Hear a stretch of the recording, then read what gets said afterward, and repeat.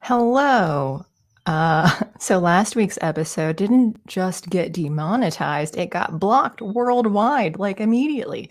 Not because we said the cunt word like 100 times, but because we showed the Beavis and Butthead clip. So we had to edit that out to get it viewable again. So that was hilarious.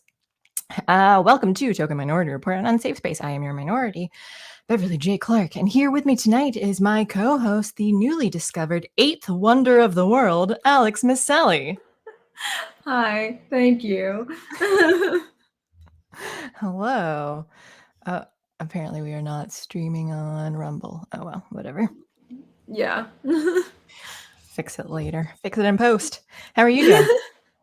Yeah. I think I'm getting sick. Oh It's no. getting worse every day. Yeah, you said you weren't feeling well on Tuesday, but like it's an actual Yeah, illness. someone I know was sick, and because someone they knew was sick, so it's like falling down Aw. towards me. I don't know Domino. who it could go to after me. I don't talk to anybody else in person, so I'm like, Yeah. I think it ends here. Oh gosh. Okay, well that's good. Well, unless it like transfers to your cats. Watch out, Missy. Yeah, really. It's late. I was just noticing I'm looking yellower than usual with my Asian skin. I don't know why I look so yellow. um, I like Johnny Boy Quick Job posted this earlier. I like to send, I'm waiting for the prequel, Strange Things, which made me giggle earlier. JB No. says it's your fault that he's sick. Oh, yeah, no, transferring through live streams. Yes. That's a thing. And what does this say? Asante Samuel 13 just finished the finale today. Yeah. We are going to get into Stranger Things and the Chip and Dale Rescue Rangers movie. First, I'll note that for Stranger Things, I thought it was the series finale. And I was like, whoa, this seems like there's gonna, bless you, gonna be more to this. Well, So yeah. they had said that they were done at 4 seasons and then Okay. money. Yeah. So there's So, but more. it definitely seemed like this is leaving some things, left hanging. So, yeah, I'm glad that there will be a season 5 because they did not wrap up at all. But hello, Tatsu-sama. But yeah, before we get into that, I just wanted to say happy belated Independence Day to everyone. That was on the 4th of July for those who are unaware. How was yours, Alex? Okay, I streamed Destiny 2 and I put on a red, white, and blue shader, and it was funny because I have a lot of international viewers Oh, yeah. because it's gaming. Right. Yeah. And like a couple people were like, "Why is your warlock red, white, and blue?" And I was like, "Well, because it's Independence Day here in the U.S." And so I'm like, "Oh, happy Independence Day for you then." So it was good. I got a lot done in that stream. I think it was no, that wasn't my Wanderer stream. There was one day that one Saturday where my internet just went kaput, so I streamed 3 hours the next Monday, and that was kind of long. My longest stream is 4 hours long of me Jeez. playing, and I get tired. Yeah, that's what I was thinking, like, just physically trying to, I think my eyes would get too tired trying to focus like on that for that long. Well, what happened though is that on Monday my hands started cramping towards the Yeah. end of the stream. It wasn't any more work than I normally did, but it turned out this happens every once in a while that my watch had turned on the Oh, optical heartbeat monitor, and that yeah. always messes up my joints in Mhm. my arm. So I it was remember you mentioning that before, yeah, which yeah. freaks me out. I know it doesn't happen to everybody, but I think there are people who have a genetic predisposition to rheumatoid arthritis. Like the optical heartbeat monitors will affect them, whether or not they Oh. actually have a diagnosis of RA. So Okay, weird. Well, I don't wear any technology. I wear duct tape bracelets, so it's like non-technological because I always broke the bracelet. I need to wear something on my wrists because I feel like the OCD. I need to have something on there, but then I break the bracelets. So then once I start like duct tape, like that's cheap and it doesn't break, or I can remake new ones if something happens. So it's been working for me for the That's last good. decade or so. uh, what I do? Oh, I wanted to show pictures because I went shooting on the 4th, and I'm going to show people the guns that we have if I remember how to do this. Yeah, you do. Sure. Cool. For some reason, StreamYard like stops doing when you did tab. You used to be able to switch back and forth, but now it doesn't let you switch between tabs. So that's been a bummer. I have to share the whole window. Technology. That's annoying. Yeah. So this is the AR-15. So that one is one of my favorites now. I got it for my birthday last year. My dad and I built it. Oh, that's nice. And wait, how do I switch this? I'm such a boomer. This one here is I don't know if these words are in the right order. It's Henry 22 Magnum lever action octagon barrel golden boy. It's sort of like some video game names where you like, could transplant them and it would be like just as much sense to you. Yeah. Like I can parse out like what each thing means. I just don't know if that's like the right order, if that's whatever. And then I had my bow that I hadn't shot in forever. It's a compound, and it's on the weak side of things because I can't pull. I never fired a compound. I had a longbow. See, I'm too weak for that. Wasn't very long, honestly, because they make them as short as like 13 inches. They still, have quite a pull on them, even at 13 inches, honestly. Yeah. I went to, there's an archery place here in town that you could actually nice. practice inside and stuff and get range time. And I used to go there, and they had this one event that I went to where they like put balloons up, and and the goal was to try to pop the balloons, and at one point I popped a balloon in the lane over.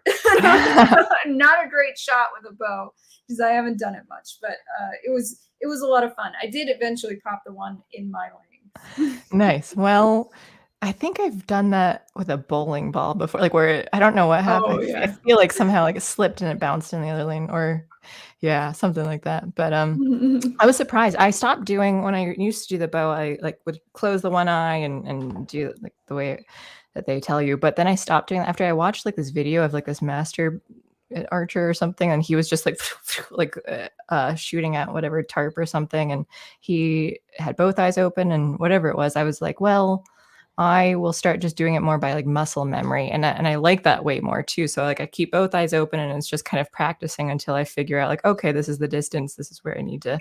But I never practice, so I'd lose it. I do think when it comes to aiming, sometimes people rely too much on their eyes and not enough on where they are physically. Because I think that matters a lot. Again, with bowling, I do the same. That's what I love like if I could, I would just practice, and I have, I guess, for like hours of like bowling. I'm like, well, I just want to get and like find that specific spot, like where my arms need to be, and for that and the bow too. But again, I get into it for a while and then I stop and then I just lose it. So, and Mr. Sparkle Gleam also says that it's octagonal barrel. He would know, it's his gun. So. I love bowling. I grew up bowling. Really? My dad was in a local league, #1 several times. So he started us young with bowling. And I was in bowling leagues my entire childhood. When I was little, I was like a little junior. When I was like super, super little, my mom was a bowler, and then I know I had like a bowling ball when I was like 6. It was cool. It was like purple and blue, which are my nails that I happened to paint today. And I always wanted. It's one of those things where it's like I love it when I forget how much I love it until I'm doing it. And I'm like, I should do this more often, and then I don't. Swimming, but I wish you lived closer because then we can go bowling and do other things too, though. Yeah, I know. would be quite a trip for us to go bowling together. Maybe we could find a game of elf bowling or something online sometime. Yes. Yeah. Tree Goblin. Hello. I saw him in JDA's stream earlier today too. Stop gatekeeping Carter. I know he loves Carter. Loves him way more than me, or more than he loves me. I don't know whether he loves Carter more than I love Carter. Probably, yeah. I love Carter. The other day, it was when Elle was on Narrative Dissonance with Carter. Afterward, we were chatting, and then Carter was saying about this show too, and he's like, I don't know what you guys talk about in there, and I said, mostly just make fun of you a lot. So yeah, definitely. I mean, he's been kidnapped by Leisure Time this week, so that's why we're not seeing him. vacay. Yeah. At least one of us gets to go on vacation. Hope you're having fun, Carter. So the other thing I have to stop sharing and then reshare. Before we get into Stranger Things, I just wanted to share. People were sending me this duck video on Twitter, and it was adorbs. So let's see if I can figure out how to play it. Oh God.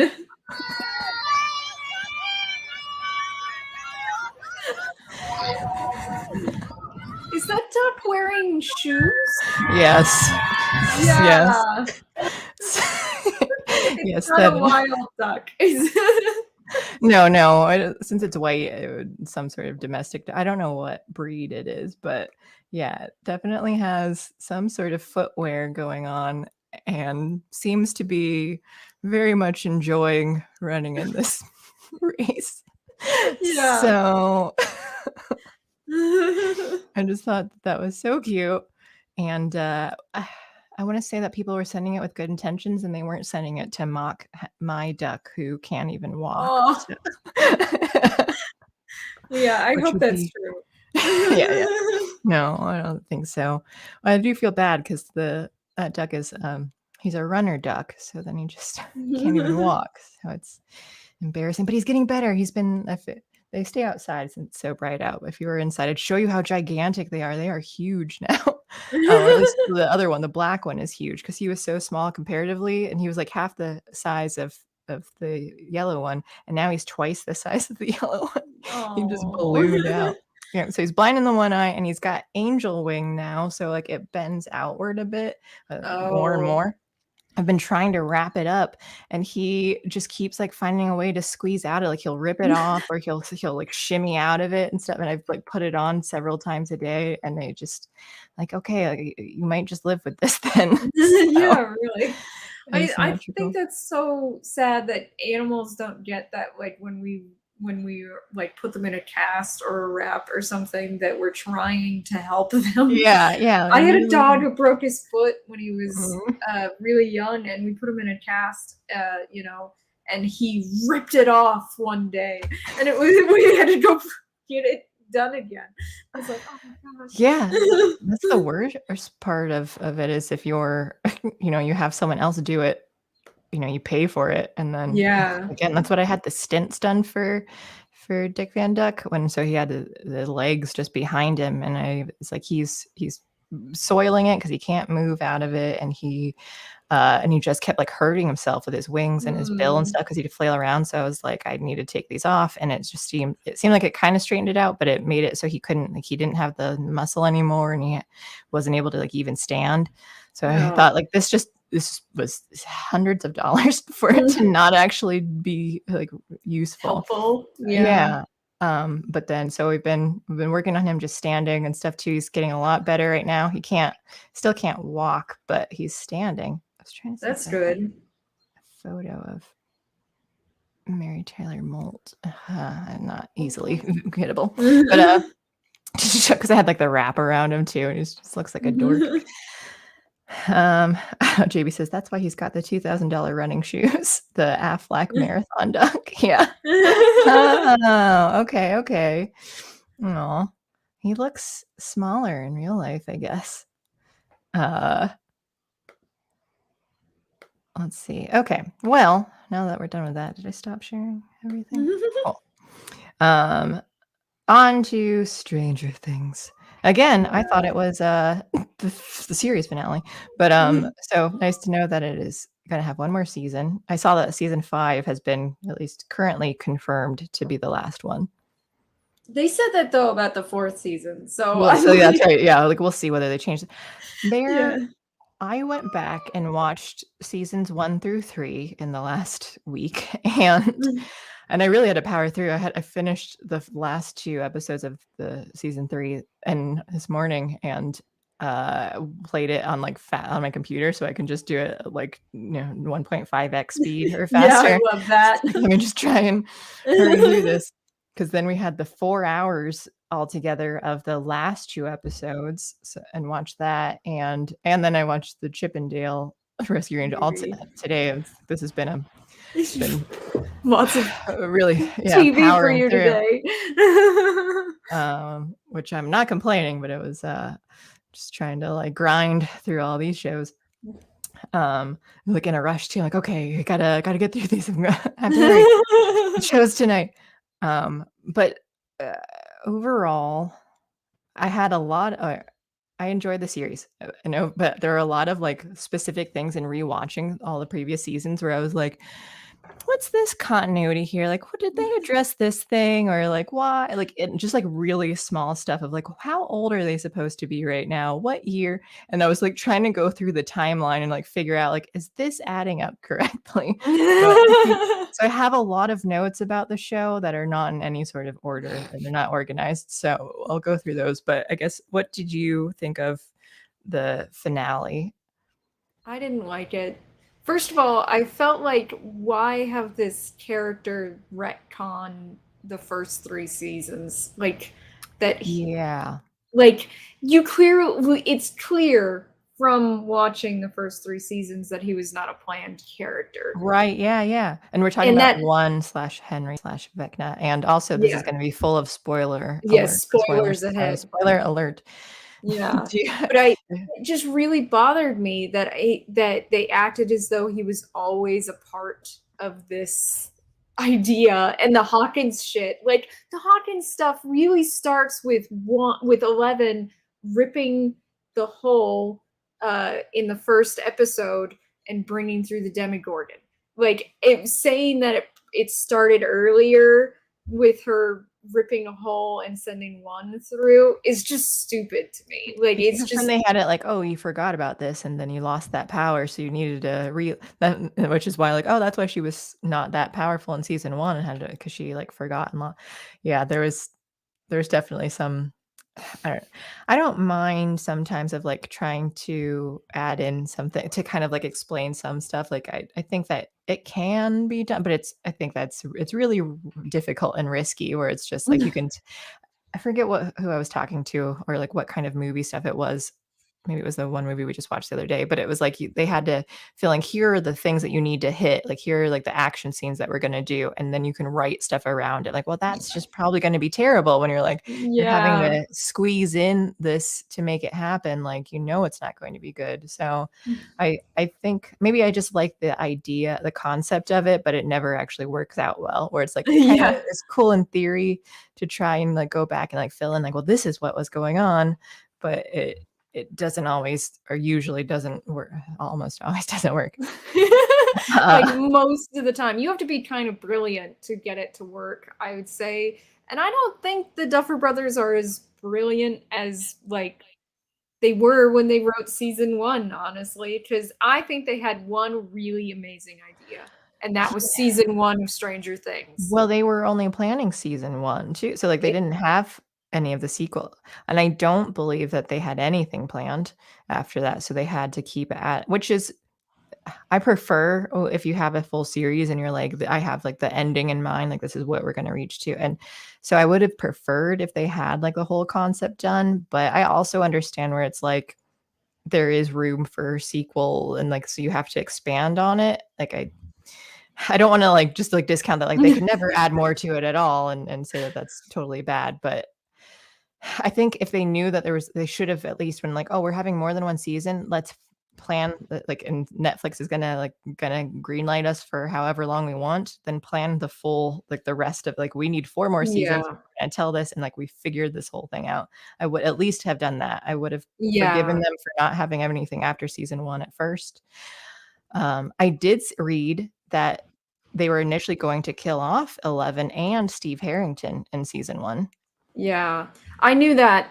One of the reasons why Steve Harrington didn't die in season 1 is partially because the actor was so likable. I know, yeah, everyone loved the character. His charm comes through Mhm. as Steve. I would have been so mad if they killed like, Yeah, and talking about this, I will honestly, fangirl over Steve Harrington. That's why I have my Steve name is as him. So amazing.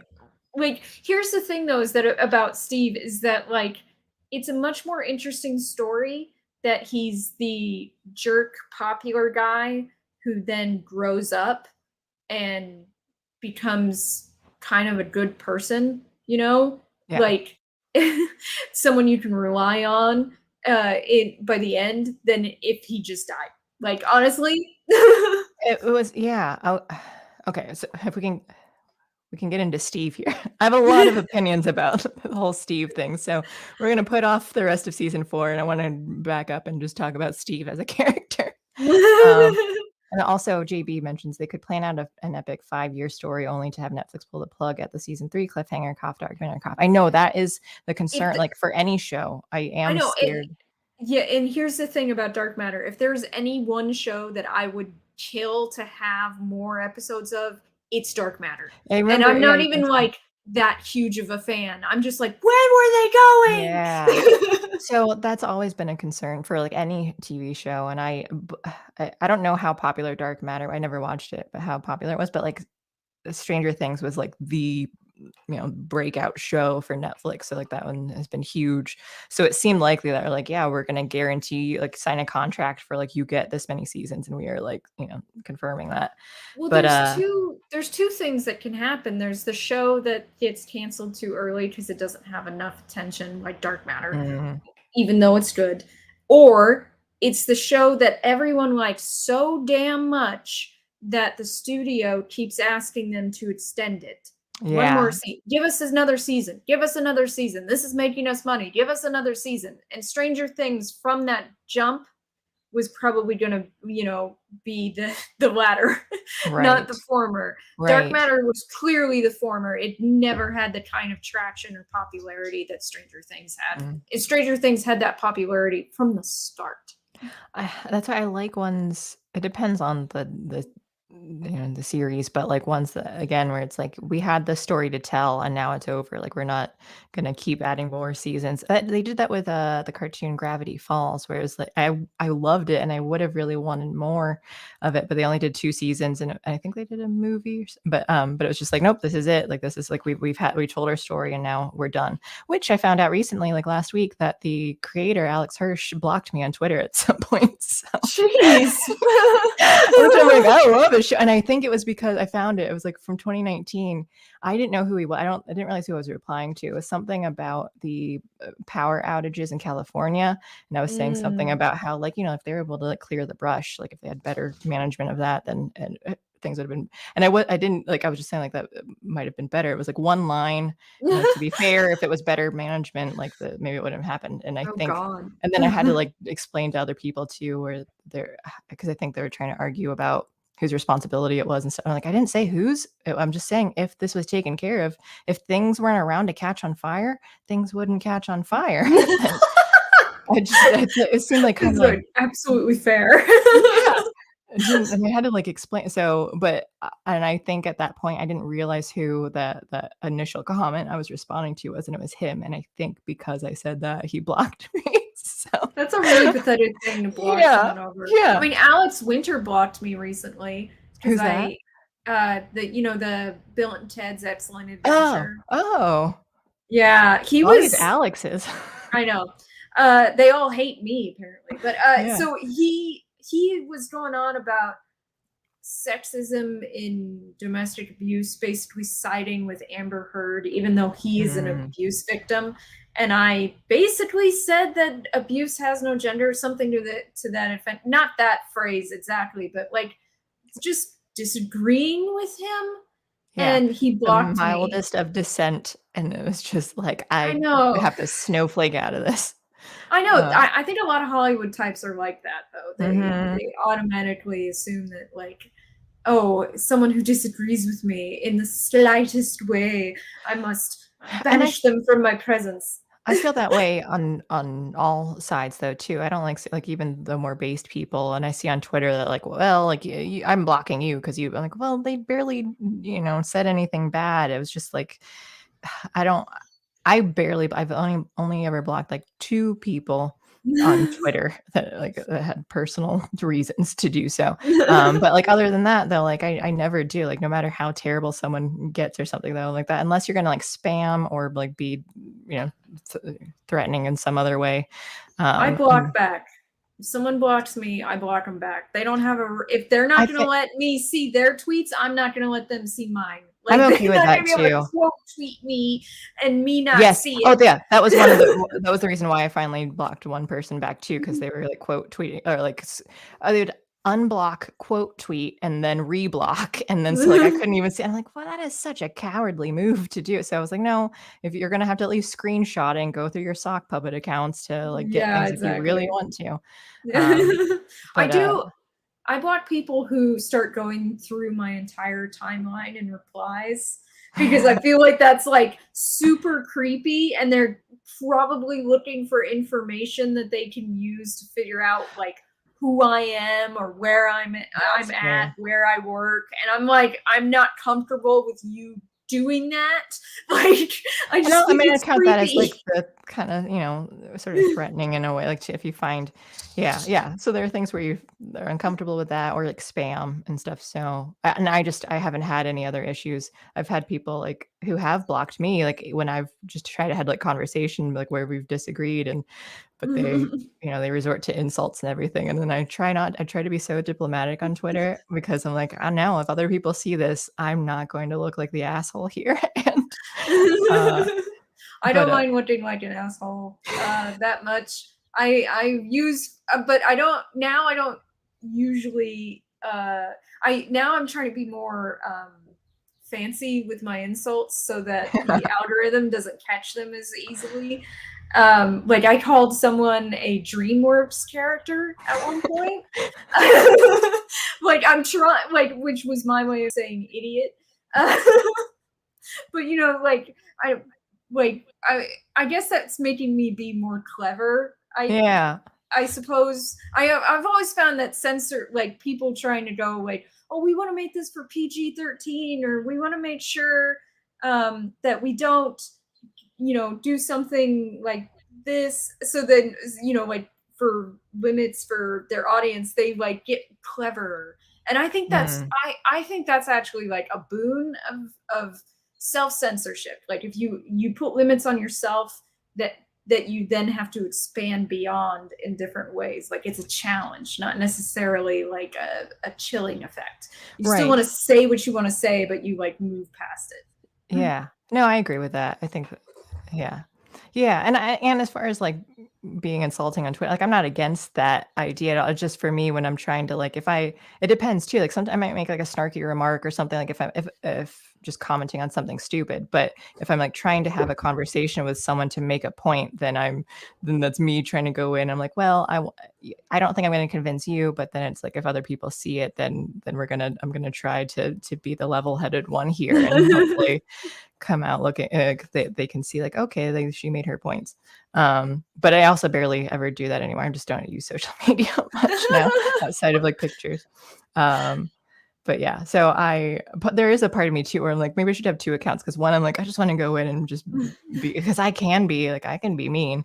But it's like if I'm not going to go in and try to like actually have good faith conversations, like yeah, let me just go in and start mocking people. Um, it's kinda what this show is for, I guess, though, is to Yeah. make fun of it. Uh, but Totally. anyway, yeah, Alex Hirsch is a little bit of a snowflake, so I love Gravity Falls, thought it was a great show, it's still one of my favorites, like, I think it was the first episode too, like, I love it. If you haven't seen it from Disney, it's amazing. But he himself is apparently, maybe I shouldn't have gendered him. I don't know. It's a big baby snowflake. So, Aw. so back to, go ahead. No, I was just gonna say maybe we should talk about Yeah. Back to Steve and things. yeah. So Steve Harrington, my thing in rewatching season 1, I was like, "Oh, yeah, like, he's the jerk. He was the jerk jock boyfriend, whatever." And going back, watching it, I was like, he's not as bad as I thought he was. And like other people, like when you remember it, that he's like, oh, he's terrible. But I was like, he is a jerk. Like, he does do some jerky things, but most of it is in response to like stuff happening, like reactionary, like where Jonathan is taking creeper pictures of his girlfriend. So then, like, I don't condone the behavior, but like his response, like, yeah, like this guy seems really creepy. Like, why are you taking these photos? I think maybe she was undressing or like in the bedroom or whatever. And because watching it, I was like, Jonathan's creepy. Like, why is he doing this? Like, I thought that. Yeah. And then the other time was when he thought that Nancy was cheating on him with Jonathan. So he was upset. And so again, like they ended up getting into a fight. But so I don't like that. But it was understandable that he was upset and that he was like being a jerk verbally because he thought, this, and she wasn't like talking. They didn't talk to each other. Yeah. And then his two friends were like, they were terrible. him. They were bad influences. They were very bad influences, which I love that line was where what's your problem? And he's like, you're my problem. When he finally, like, he had in a moment of anger, he realizes that they're the problem. And I'm like, they are the problem. They're bad friends. Right. Get away from these two. They're a bad influence. But my problem is that like they kind of made Steve less and less of like a cool guy. Like he became a loser, like very easily. Well, and then season 3, Hopper was kind of a joke too. Like, there was they like kind of went maybe a little wokish with how they treated their male characters, I would say. Didn't think about that. Yeah, I guess I can kind of see that too. Like at least it's up in the air where I'm like, maybe it was a woke thing, or maybe it was just like unintentional and that was the poor writing or something of it. Or like, but yeah, for Steve, I was like, he gets beaten up every season, and like every season. I know. I did like in the finale when Steve was talking to Nancy and he goes, he wants 6 kids, and she's like, wow, and he's like, what? It's not like I don't have any experience. Yeah. And he's like, as he looks behind at all the kids, there was all those jokes about Steve Harrington, like that. Stranger Things is filled with strong single mothers, and they show like Joyce and strong mothers figures, Joyce, and then what is Mrs. Nancy and Mike's mom? I always forget her name. Yeah, I don't remember her name either. And I can't remember who else they showed. And then the fourth one is Steve. I never saw that meme, but that's awesome. Yeah, it's a great joke because it's true. He's very paternal to the kids, especially Dustin. I love their dynamic. I think that's such a, like when they became friends, like that's such a great dynamic. I do like in season 3 too, where they're at the ice cream parlor and then Robin is just like, how many children are you friends with? Because they all there's so many kids. go ahead. I was just gonna say though, like I feel like they're jerking around with the love triangle aspect of Nancy, Jonathan, and Steve. Like they keep like it's like settle it. So okay. I am annoyed. At first I was like, oh, and so, not having watched the first 3 seasons in so long, I forgot it was like 3 years since the last season.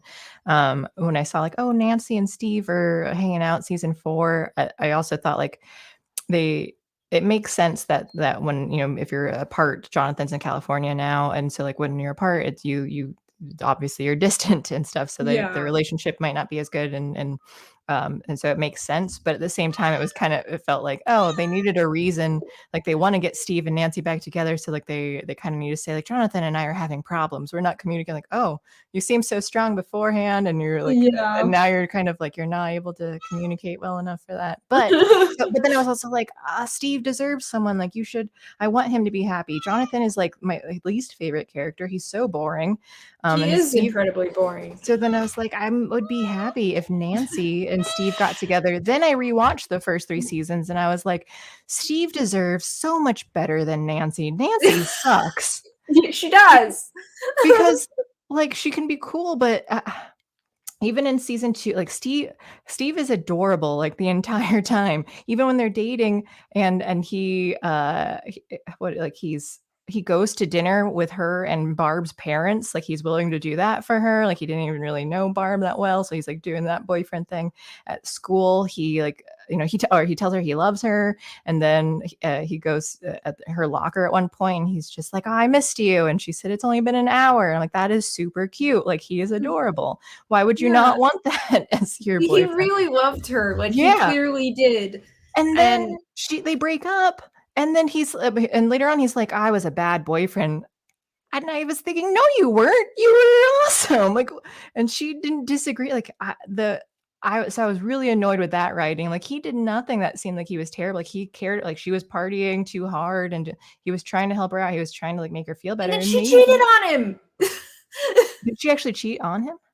Yeah, wait, so they weren't really broken up when she goes off with Jonathan to Greece? I guess it was unclear whether, yeah. And she sleeps with Jonathan. Yeah, I was so mad about that. I'm like, okay, like I kind of see you guys moving them together, like, it kind of worked, but at the same time, it makes Nancy kind of a cunt. Like, I don't like Nancy.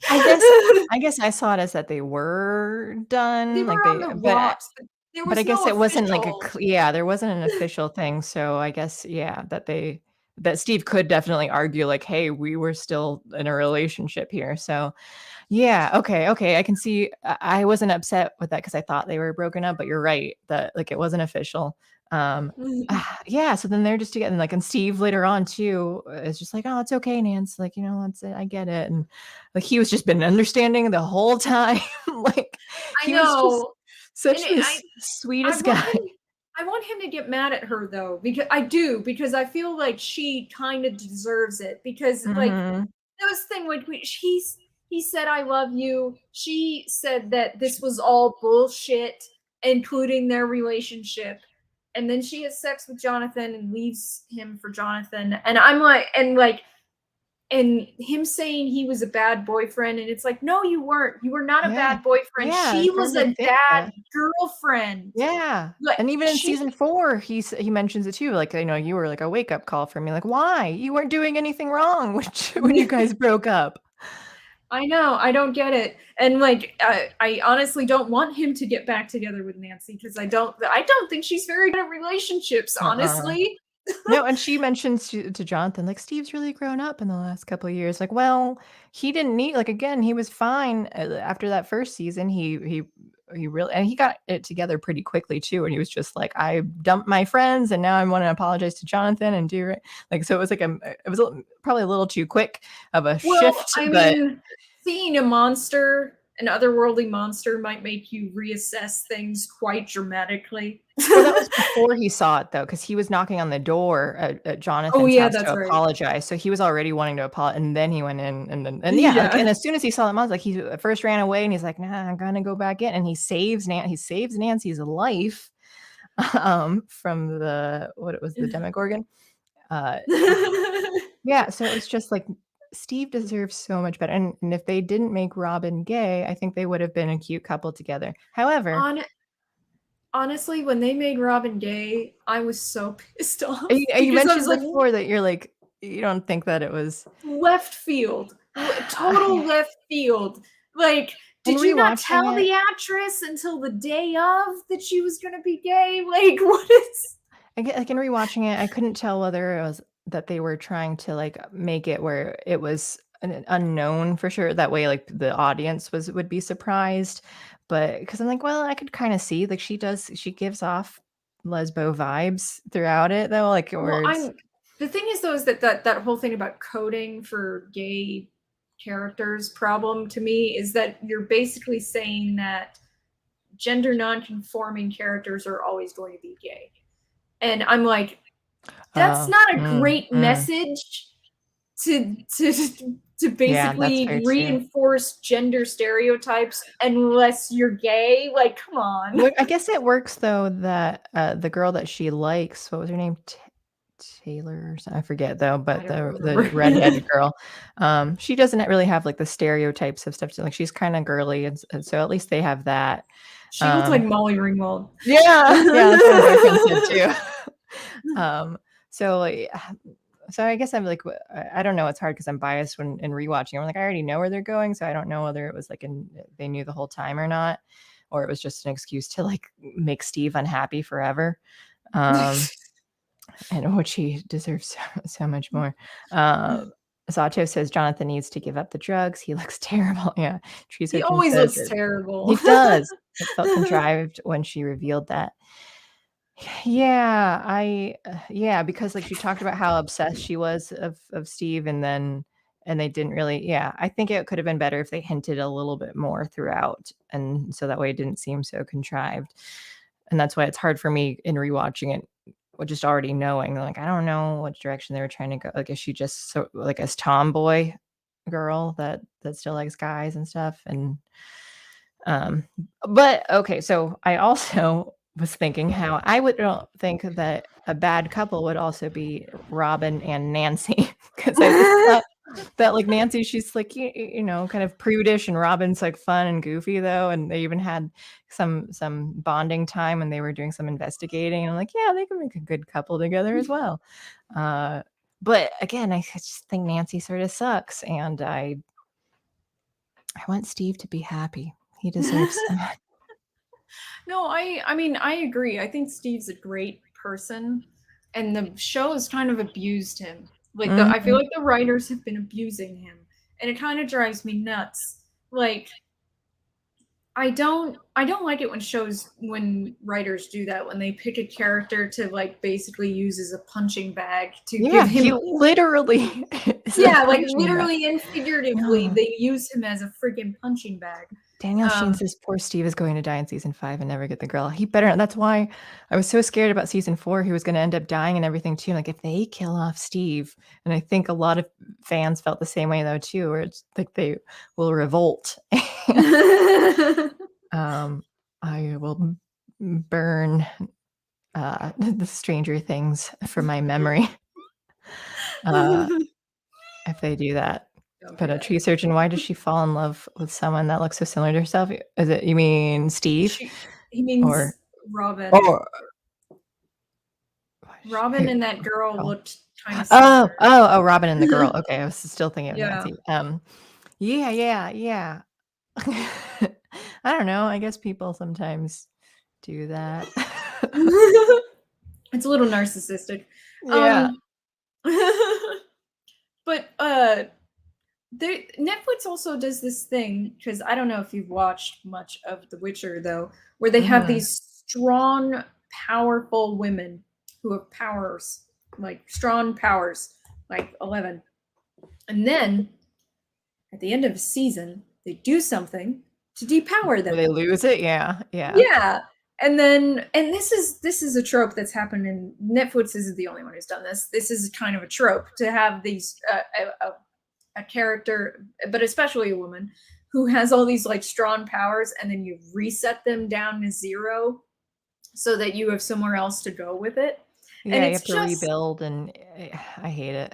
Because they did it with Korra in The Legend of Korra. Oh yeah. Too. And they also did it with the Alice in the Resident Evil movies, which are not good movies.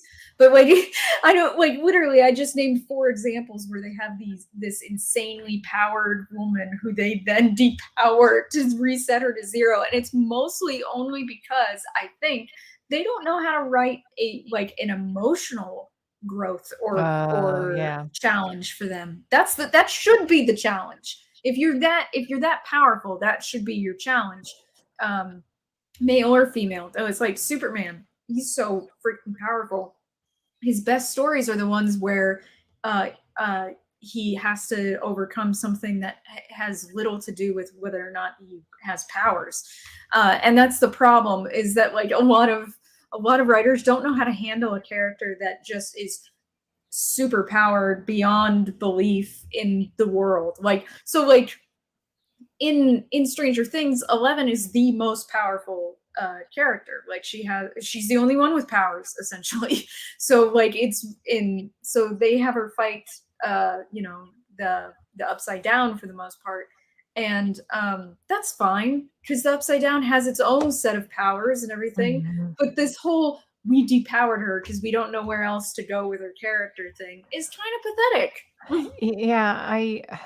Yeah, I think they do that where sometimes like, oh, the character's too powerful for the world that we've built, and we don't know how to like without just kind of OPing everything, then like, okay, we need to draw it back. And so I think I would say that they did that in Doctor Who as well, where like I think it was the 11th Doctor, where it was just like, oh, I got too big. He says that I got too big, so then he fakes his death. And so then now people don't know, like it was just he was too well known, he was just too big of a person in that universe. So he faked the death and his death and kind of started over. But so it's one of those things I think where that's just like, yeah, how do we keep developing the world around it? I think that would be more fun. That's why I'm kind of interested in season 5 to see what happens, because I like when like, okay, you had like, here we're fighting in secret, here's this thing that's going on in this kind of like uh I can't think of the word, but like just this set area. And then now we're like expanding. And I like where it's just like, hey, it's all the normies see that this is happening. Like the world is starting to end and now they all recognize it. So now we're not fighting it. They're not secret superheroes. We might need to become like well-known superheroes. And if that might require other people to develop some sort of quote unquote powers of some sort, like if they get stronger, I wouldn't mind seeing them try to figure out like, oh, can we learn a way to harness some sort of energy or something, just to see like 11 needs to keep getting stronger, but everyone else does too if when the bad guy gets stronger. So I I like that idea for me, or just like seeing like, okay, I guess it reminds me of D&D, where it's like as your players, as the characters get stronger, all the bad guys need to get stronger too. So like you just see like the world develop more. Um, but I don't know. But I see that with a lot of shows where it's just like, well, we just need to like reel it in and make this person less strong. And so that way they can fight other bad guys that they could have easily taken down beforehand. But now that they're weak, it'll be difficult again. Well, and then there were a couple of points, especially in that last episode, where I felt like they didn't know how to write the action sequence that they were leading up to. And they literally would cut to black and then come back, and time had passed in the action. And I was like, I literally wrote that note and then it happened again, like after I wrote the note. And I was like, why are you doing this? Like, I was like, if you, like, seriously, if you're having trouble, then rewrite. Like, that's literally what you're supposed to do. Like, maybe you need to go back and do some, like, go back several scenes to make some changes to get to but don't fucking black out on us. That's Yeah, really multiple times. pathetic. Yeah, it's a very pathetic way of handling the action when you don't when you or same thing with like when you jump cut away because you can't conceptualize how this would go. Like I get really frustrated with that. It's like if you can't write the scene and you need someone else to write it for you if you're not able to do it. It just annoys me. That's fair. Yeah, I'm trying to remember at the very end where they like black out with Max, where she's like, "No, like you're not dying." When Eleven's just saying, "No, you're not dying," and then it blacks out, and then 2 days later, and then they're surprised by her being again spoilers, being in a coma, and I'm like, "Why are you surprised? Like, what did you do? Like, what happened right like before that blackout, or like right after the blackout of like." You were there in her mind and stuff too, so it was just like, wouldn't you know that this is happening? So I didn't understand why they were surprised by it, but, yeah, other small things too that I had let me see my notes. Uh, Continuity stuff where I'm like, they didn't outright, like, mess it up, but it was just questionable. Like, in season 3, Robin talks about Steve when in high school, like she mentions like, oh, when we were in high school, blah, blah, blah.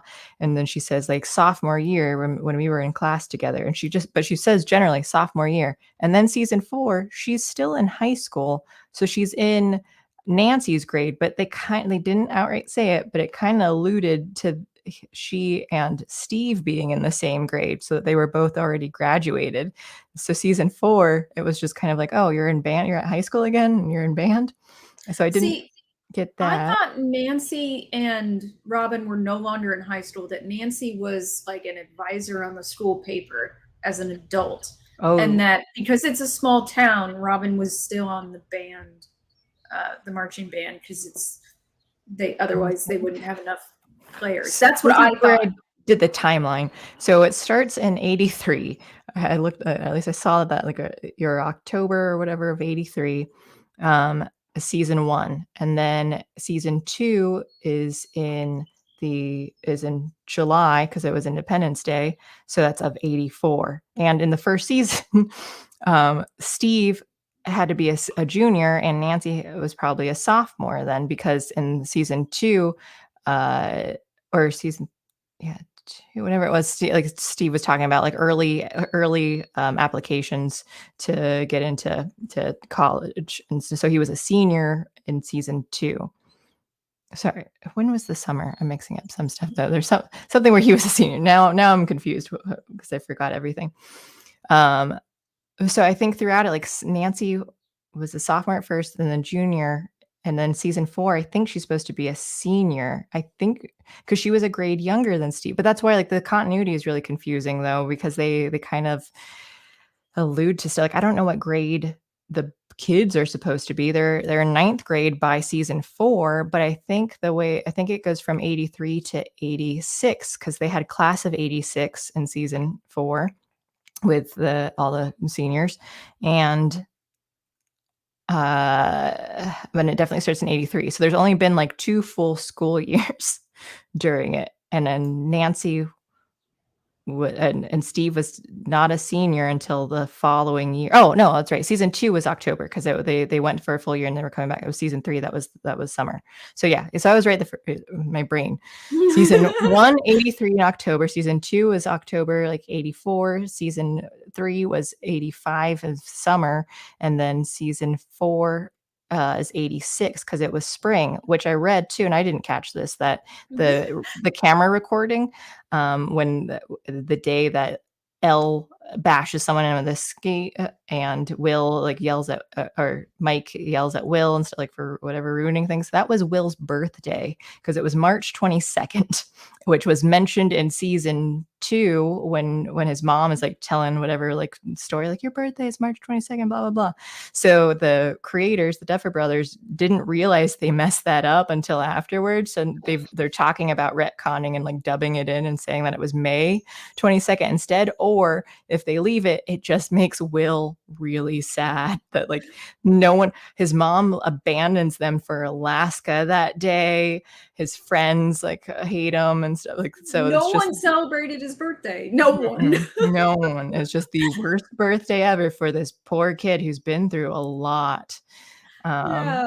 Oh my God, that's terrible. Yeah. So that's what they're very like small specific things that like the people have caught too. And for me, I was just trying to like, what age is everyone supposed to be? It was really bothering me. And I know they all there's went been through puberty really fast. They did because they mentioned season 4.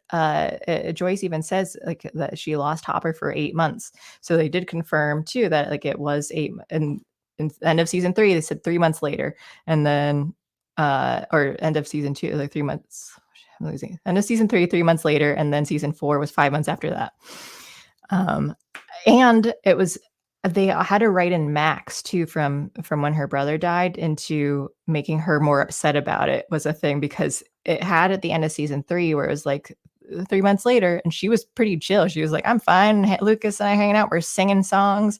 We're making fun of Dustin. And then later on, it's like, well, you got worse from like in that next 5 months. That 3 months you were okay. And then within that 5 months, you felt guilty. So I felt like that was really lame that they had to kind of poor writing to have that much time pass and her be fine, and and then her get worse over time. I mean, sorry, but like people in that amount of time, they get better. better. And people might want to argue that, oh, maybe she secretly was feeling that way, but she behaved more outwardly that it was bothering her within the rest of that school year of that 5 months. So that 3 months seemed like she was totally like, still dating, still totally active. So it writing wise, it was not good. But they had to use her as a plot point. Like, well, she needs to be Vecna's target, so we have to write that in somehow. So I thought that I noticed that, and even she's all sad. Even her being sad about it, like she's sad about Billy dying, and I get that, like why she emotionally was struggling. But like half the town turned into monsters during that and became part of that mind flayer too. Like they just turned into monster parts. So many people died, and it's just like you're not the only one. Like, how come no one else seems to be going through as like much trauma about losing their loved ones? That's true. Everyone else is cool after season 3. Yeah, And that yeah. doesn't make any sense. Someone, Tree Surgeon says, I get trying to explore that, but her brother was insanely villainous. Now, first of all, I like Dockery Montgomery. I think he's a really good actor. That's Billy. Yeah. I was like, is that how his name's pronounced? I wasn't sure. Yeah, and he's Elvis in the new Elvis movie. But But I thought. Are you sure? I thought I heard that, but then I looked at the actor, and I don't know if it is the same person. yeah, I'm pretty sure. But anyway, he's I liked Billy as a character. He was very complex. He wasn't just like, first of all, he was still in high school in season 2 when we were introduced to him. Yeah. And I don't know how old he is in season 3. Who knows? Who knows? But he's it was clear his father was extremely abusive. Yeah. They made him more sympathetic in season 3 too.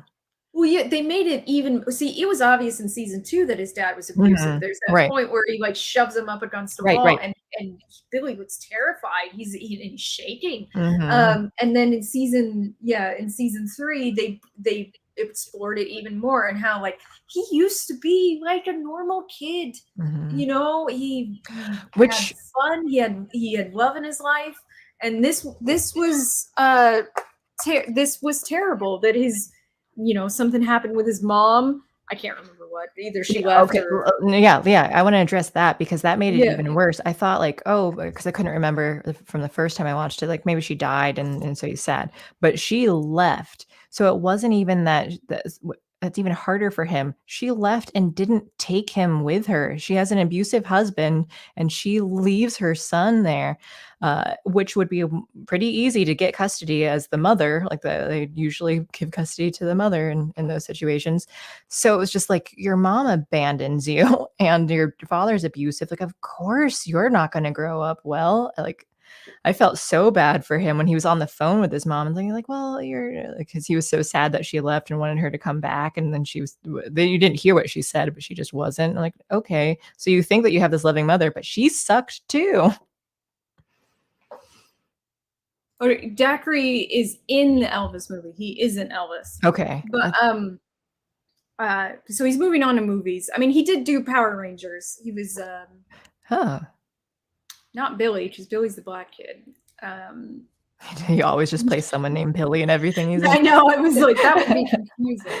No, he is the Red Power Ranger, whose name I can't remember. Oh, okay. But I really liked him in that too. Like he's a good actor.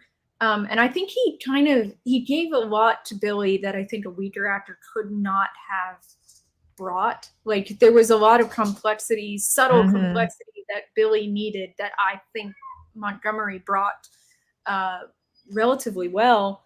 But I don't know about like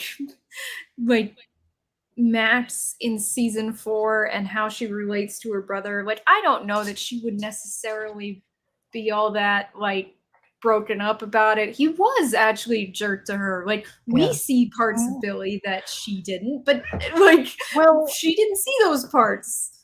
And the other thing too was that she was saying that she prayed something would happen to him, that he made her life a living hell. Like, yeah, he did up until toward the end of season 2 when she, like, threatened him, like, she got, the better side of the fight and threatened him and said, like, "You have to leave my friends and me alone." And it seemed like for the next year, he stopped bothering her. So it was still kind of weird in the writing as well that she was, 1, broken up about it and then feeling guilty, and 2, like, why was she still thinking about that when, like, things seemed to kinda balance, like, be okay within the year prior, and now she still wants, like, I get, like, if it was, that it could be hard, you'd still be resentful for the years before that, but I don't know, just, like, her character issues, in season 4 about it, I couldn't get it, like, why is she so upset about Billy's death that she feels so guilty? She hated him, even if she thought, like, "Oh, I feel bad." Like, why do you feel bad about what you prayed for? Because you did hate him, so it's just, I don't know. Well, yeah, and I agree. I don't think she should. I don't think that they're from their relationship. Yeah, From I what we thought too. saw in season 3, there was not a lot of interaction. Even. Yeah, to be fair, he was So- possessed from, like, the whole like, from, episode 1, so there yeah, wasn't gonna be, but even then, like, even in the fir before he got possessed, he didn't seem that bad anymore. Like, he didn't, 'cause we didn't have the opportunity to see how it just seemed he was more of a womanizer at that point, though, less of a bully and more of just a womanizer. Um, and yeah, Zate, like, Billy was a total douche to her. Like, he was in season 2, like, for sure, but afterward, like, it seemed like he left her alone, so then it was a year later.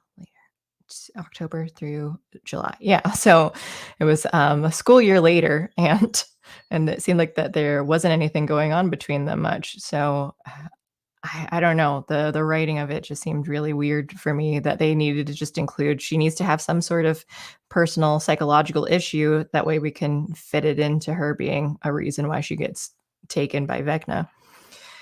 Uh, what else did I have for Max? they. I feel like they could have chosen a lot of other things. Like maybe the stepdad was somewhat abusive to her, and we weren't Mhm. seeing that. Like we could have.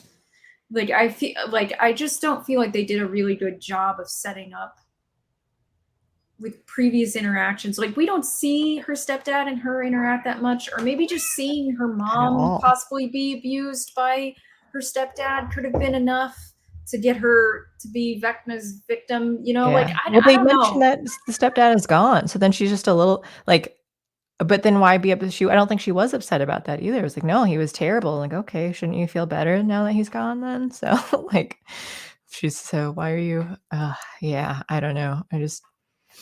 That bothered me. I also was kinda hoping that the school, what's it called? The counselor, school counselor was gonna be in on it so because it was just, like, going through, like, I was hoping that she was somehow, like, possessed or whatever to, like, "I'm sending these kids the information," but she Yeah, that wasn't. felt like a Chekhov's gun they never fired. Yeah, yeah.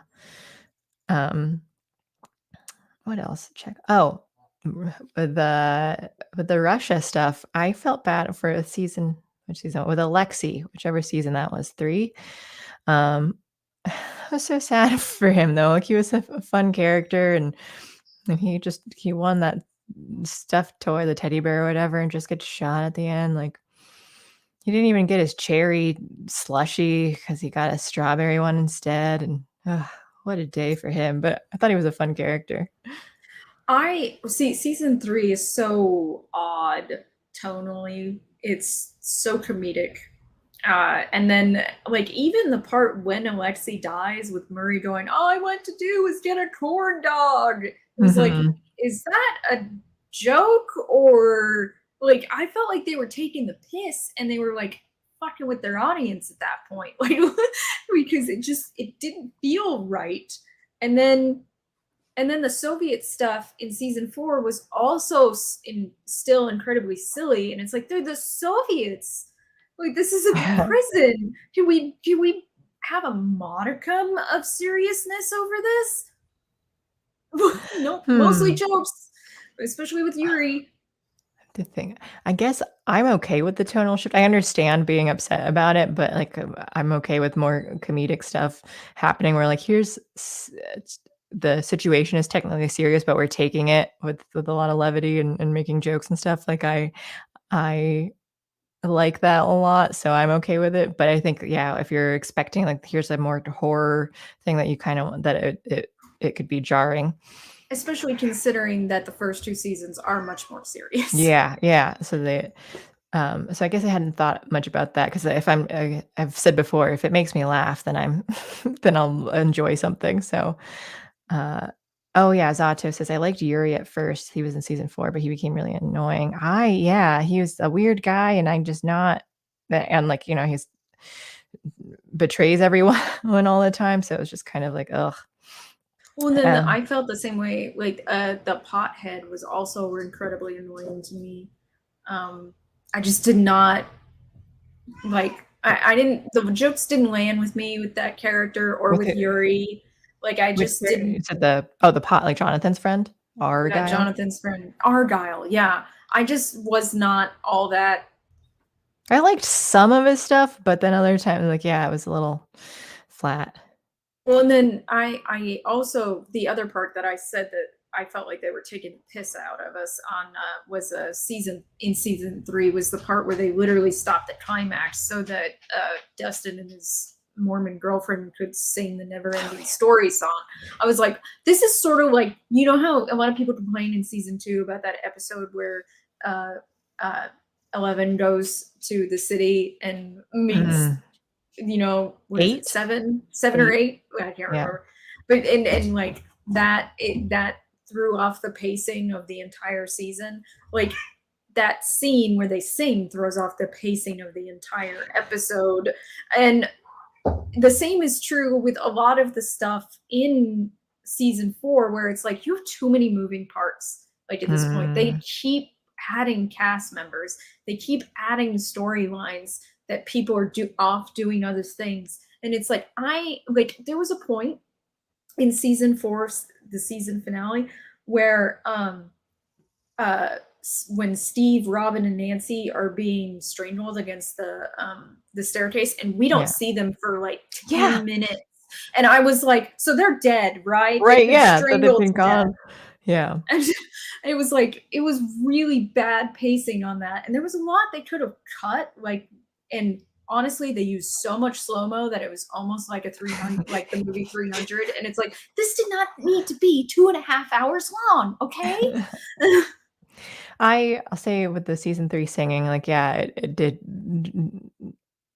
make the pacing off, but it made me laugh too, just because like, I mean, the singing was fun. And I think because it was so awkward, like it was awkward for everyone else too. So like when it cut to everyone and they're all like hearing it over the radio and just like looking at each other, like what? So I guess it's the same. They had the same reaction as like what the audience would be feeling as well. Like, why is this happening right now? So I think to me, it was a funny bit. So, but I do understand, like, oh yeah, this throws things off. But I guess if that was the intention, like, yeah, it's supposed to like be jarring here. And I guess it just feels like if you were a huge fan of season 1, and I was, season 2 is a disappointment because it's basically a remake of season 1. Like it's almost exactly the same story. Yeah. And then season 3 and season 4 are huge tonal shifts and have cast bloat, that it kind of gets hard, like, to enjoy the jokes if you like comedy. I do, but I don't go into Stranger Things for the comedy. I go there for the otherworldly horror and the implications and how hard it is for this small band of kids with not a lot of resources to fight this thing. That's not what we're getting anymore. That's not Stranger Things, and that's what it was in the first season. It kind of sucks. That's fair to have. Yeah. When you have expectations from season 1, and no, I get that. And Zato says Stranger Things, the musical. They all seem to have pretty good voices because even Max and Lucas were singing later on too, making fun of Dustin. I bet they could. And Raphael says, whenever episodes turn into musicals, the end is just around the corner. I love musical episodes, though. I know Riverdale does one like every season, but like Psych had one, Scrubs had one. Yeah, they are always toward the end of the series' run, though. It's basically like, oh, we've run out of ideas. It's one of those things. The other we've kind of been running out of ideas thing is the Hog episode, where the day gets reset a bunch. Of which, Like just generally. Just generally, Oh, that's an okay. episode that a lot of TV shows will do. Xena Mhm. did it, Eureka did it, Dark Matter did it, that Stargate TV show did it, like, oh, Farscape did it, like, lots of TV shows do it. Yeah. And, like, not like some of their comedic episodes, they're always supposed to be comedic episodes. And some of them are really good, honestly, and some of them suck. But I love the Xena one. The Xena one's hilarious. I've never watched Xena, so I guess that's a show that I should get into at some point. But I know, like, I like ones that call it like supernatural because they would do a lot of tropes and stuff too, but call out, like do stuff in a sort of meta way and like mention them. But I know that they had a similar one. I think Dean kept dying too, or something. I forget. But yeah. Well, tropes can be fun, but but they're hated by a lot of people sometimes too. Oh, Zato says, have we touched on Will's character yet? Is he in love with 11 or Mike? He's having crying outbursts at weird times. Yes, I agree that and I'm still unclear exactly whether I do think throughout the series, he and Mike have had like some intimate scenes where it just kind of seemed like, oh, if they were going to make Will gay, that he could be secretly in love with Mike this whole time, and that's why he's like more jealous and stuff. Like, I think as far as like sort of hinting at things, I think Will makes more sense than it did with Robin. But I don't know what he's upset about specifically because he's always been like, well, we just want to be kids forever. I don't want to, like, everyone else is in love, but I'm not. And or like, is he think 11 since he's hung out with her more that he fell in love with her, or is it Mike? I think he's gay, and I think he's in love with Mike. Yeah, that's what I'm leaning toward. There's more evidence for it, honestly. And one of the reasons why I say that is because there's that point where in season 4 where Jonathan has a conversation with Will, and he's telling him, I'll love you, no matter I'll what. love you no matter what. I'm Mhm. always here for you. I'm always going to be your brother. That's an older Yeah. brother telling his younger gay brother You that can he's come out to me. totally Yeah, okay. yeah. That's because like Jonathan has been noticing, like when he's looking at. That's why I think that like Will is in love with Mike because like Jonathan's looking at him in the rearview mirror and seeing like just those two together. He's seeing like he's noticing Will have these reactions, and so I think Jonathan recognizes it. But yeah, I thought that was like a sweet moment though. That again, I hate John. I think Jonathan just is the lame character, but like, just the way he talks, especially to Will, but it was also kind of to everyone, where he kind of talks like he's talking to a 5-year-old, but then so it just sounds like so condescending, but it's just the way he is. He does just speak like that to everyone, and I hate it. But he is a caring older brother, so I'll give him that. This is one redeeming quality, honestly, is that he does love Will as much as he does. He was a better character, honestly, earlier in the show. Like they didn't know what to do with him. They've kind of devolved him and don't know where to go with him as a character. Their favorite thing to do is to turn the men into losers. Honestly, they really like doing that. And honestly, I'm tired of it. I don't necessarily like. They keep going. Like, listen, I like strong female characters in TV shows. They've existed for decades upon decades. Like, literally, Xena exists. Okay, we don't have to have like this come together where we say we need more strong female characters. Right. There's not enough. There's definitely enough. That's not the problem. The problem is now they're making male characters losers to make the female characters seem stronger. And I don't need them to do that. Yeah, they're gonna have multiple strong characters in different ways. If not physically strong, then at least like Dustin is intelligent though, like he's nerdy, but like so they do have. I'll say like they're strong in that way. Like Dustin's confident and smart, and But yeah, I agree that, like, well, what's the thing that they do, like, where they do that to a lot of dads, where they just make them pathetic Yeah, I read in so about many that for Ron Speak, actually, where Oh, yeah. they make dads ineffectual boobs, and it's like, Mhm. okay, in the 80s, that was fair game because men weren't into the domestic side of things all that much. Women started going into the workforce, they started having to take on more of that, so they weren't good at it at first. Fine. I'm totally fine with that. But when it's 2017 and you're still making that same joke, I'm not, it doesn't make any sense anymore. Like it's like, you culturally, for us, it doesn't make any sense. And then to put it in a time frame, like if your story takes place in the present tense and you're doing that still, I think you're kind of being an asshole. Yeah, I guess it's just, at least it's been done so much, and I can still see that, like, there are a lot of guys who, just aren't used to doing, like, domestic stuff still, so it can still be, especially in comedy, like, it's gonna be, like, the physical comedy, so it's an easier thing where you're like, "Oh, I'm burning whatever I'm baking or something," and The thing is, though, is that I think women my age and younger, there are a higher number of them that are not domestically adept anymore. yes. Like, that's not a common thing for women or men, like in their 30s or younger, are not all that adept at handling domestic situations. I Like, once burnt Easy Mac because I forgot to put water in the bowl before I put it in the microwave. So, I've gotten better since then. but yeah, I don't think it's a gendered issue anymore. Like Yeah, for being sure. buffoon in the kitchen.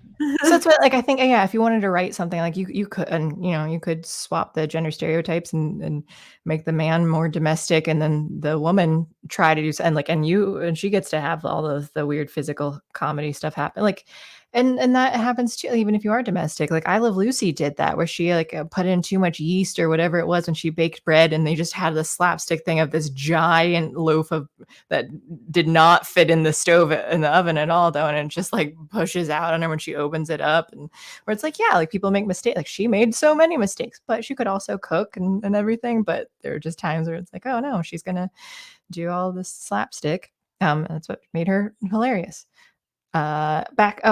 Daniel, back to the will thing. He says they do more than imply. If you recall previous seasons, at one point his mom makes a comment about kids bullying him and calling him gay. There are other moments like that. Yeah, season one, they were even not even just her commenting on it. They were showing the bullies calling him queer.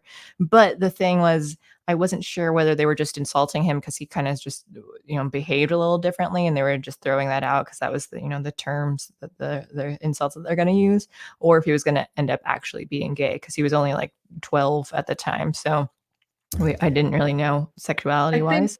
most people would argue at that age there's no such thing as being gay. So, like, uh, I thought it was like, because he was, you don't remember, that was pre-puberty. So like he's a Yeah. kid, and so to me, I thought the kids were just being bullies, and Yeah. this They were just was, being mean.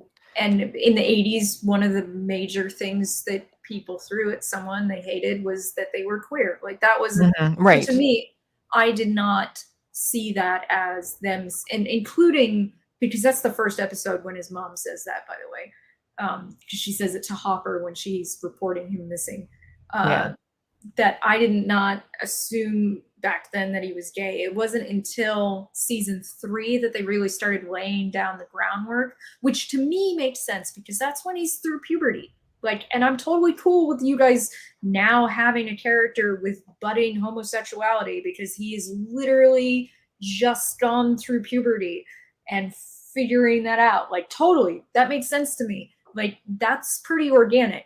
But the Robin one, on the other hand, was just like shoehorned. Like, oh, we don't want Steve to end up with this girl, so she's gay. Because they hate Steve. No one wants him happy. Uh, yeah. I guess I'm trying to remember what did they hint for Will in season 3? What were the clues? Because So one of the major clues is that he wants to hang out with his guy friends, and they all want to Right, hang out. that's when they're dating and everything, and so then he's upset, yeah, because he wants things to Yeah, just he's stay the upset. same. Yeah. Yeah, and Will says something. Mike says something, and like, you know what? What did you think, that we were never going to move on? That we were never going to have girlfriends?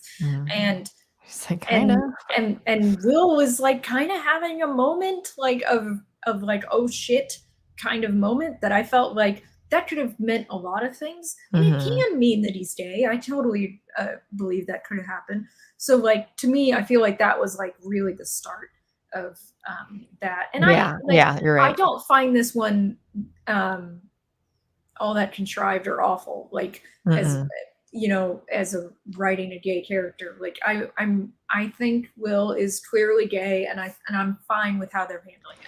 I feel, and if it wasn't apparent before, I feel like season 4, I don't know what the actor is, but, what his sexuality is, but Will definitely just kinda gives off the vibes of it throughout the entire season 4, where it was, and I think his acting has just gotten worse after he went through more puberty. So there's just all kinds of things where I'm like, so I don't know whether you're just bad at acting or like, but you're giving me some gay vibes here, and not that I have any problem with it, but I was just like, yeah, this is, if they don't make him gay, then they're really missing out on this. One thing that they're doing that is basically saying is, it's kind of pathetic, but it's true. All the other guys have their shirts untucked. Oh, Will yeah. always has his shirt tucked in, and you can see his Yeah, belt. he has the He's worst very well put haircut. together. Um, he's he's very groomed. Like, Mhm. Yeah, yeah, so those are big hints too. Just the dorkiest haircut, like, you really gotta keep that. But I guess if he, but and he's taller now too, so they just have to make him kinda like this pathetic, like, awkward guy, and he's so tall now, and everything. Oh, I think Tom Hannock says, "I made chicken parmesan once and forgot the parmesan." See? It's, it's not just me. I've had worse. Oh, one time, it's not my fault this happened, but it did happen. I forgot about, Pop-Tarts that I put in the toaster, and then the toaster caught on fire. So, I don't think it was my fault. I don't know what happened. Something happened that that I didn't cause it, I don't think. I blew up my oven once. Oh, see? Okay. I was making bourbon pecans. I put too much bourbon in the pan, Oh my gosh. and it blew the oven door open because it ignited. No fire. It was Yeah, fine. it just But yeah, terrifying. it was scary. It was loud. I was not in the room, and a friend had, like, the oven was in the corner of his eye, and he just saw this flash. No one got hurt. Oh, good. Well, yeah, I think my, No, even the oven was okay, by the way. oh, nice, because there was an oven, I don't know what caused it, but, like, our family member's oven, the glass, like, shattered, and I don't remember if it was on or something, but it, like, shattered outward, then they had to something was wrong with that oven, that I think they might have dropped it in the delivery. Sacha says, Beverly's saying he must be gay because he can't act, JK. No, everyone's gay in the, like, theater and acting world, like, I mean, Neil Patrick Harris, he's a great actor, I think, like, he could pull off the douchey straight guy. Um, but, yeah, so there are plenty of gay people who are good actors. Will, however, I don't know what his deal is, whether the actors, or he's just doing a good job of coming off as gay. I don't know, but his acting is just terrible.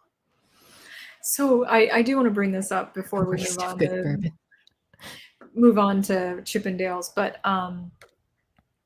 the Eddie character. Oh, yeah, I wanted to talk about Eddie too.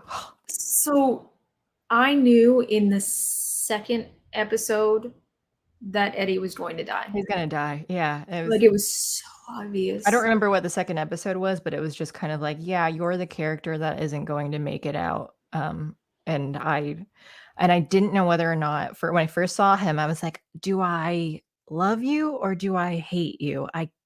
And it took me many episodes, and I don't think until the end I still wasn't sure whether or not. But what was it in episode 2 that made you think that? It's just the way his life was going nowhere. Yeah, Like, yeah, you've got absolutely nothing going nowhere. for you. You're not gonna be missing out, and you can. Yeah. And even like toward the end too, like and they used it as flashbacks, but I noticed it along the way where it was like he turned to Dustin when Steve's like, don't do anything stupid, and he's like, oh, like we are not heroes, and you're like, well, yeah, like you're saying that you're gonna do something heroic now and die, and you're gonna.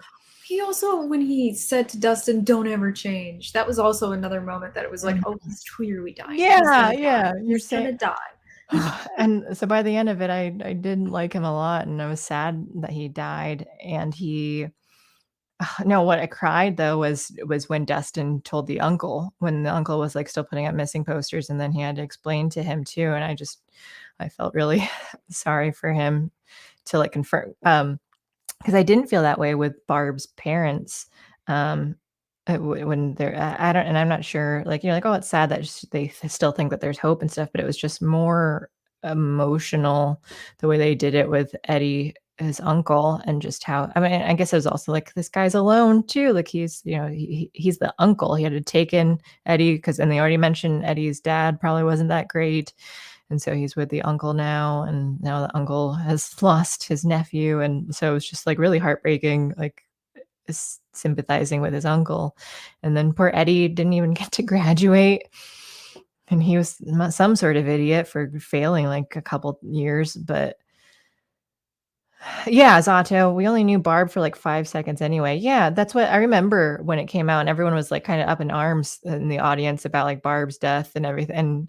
And even when the first time I watched it and rewatching it now, I was like, I just didn't really like. She wasn't really much of a character, and maybe it's because in season 1 she was like the first death, and now there's been so many people who have died in this show. We're just kind of like, yeah, Barb, whatever. Other ones are more emotional.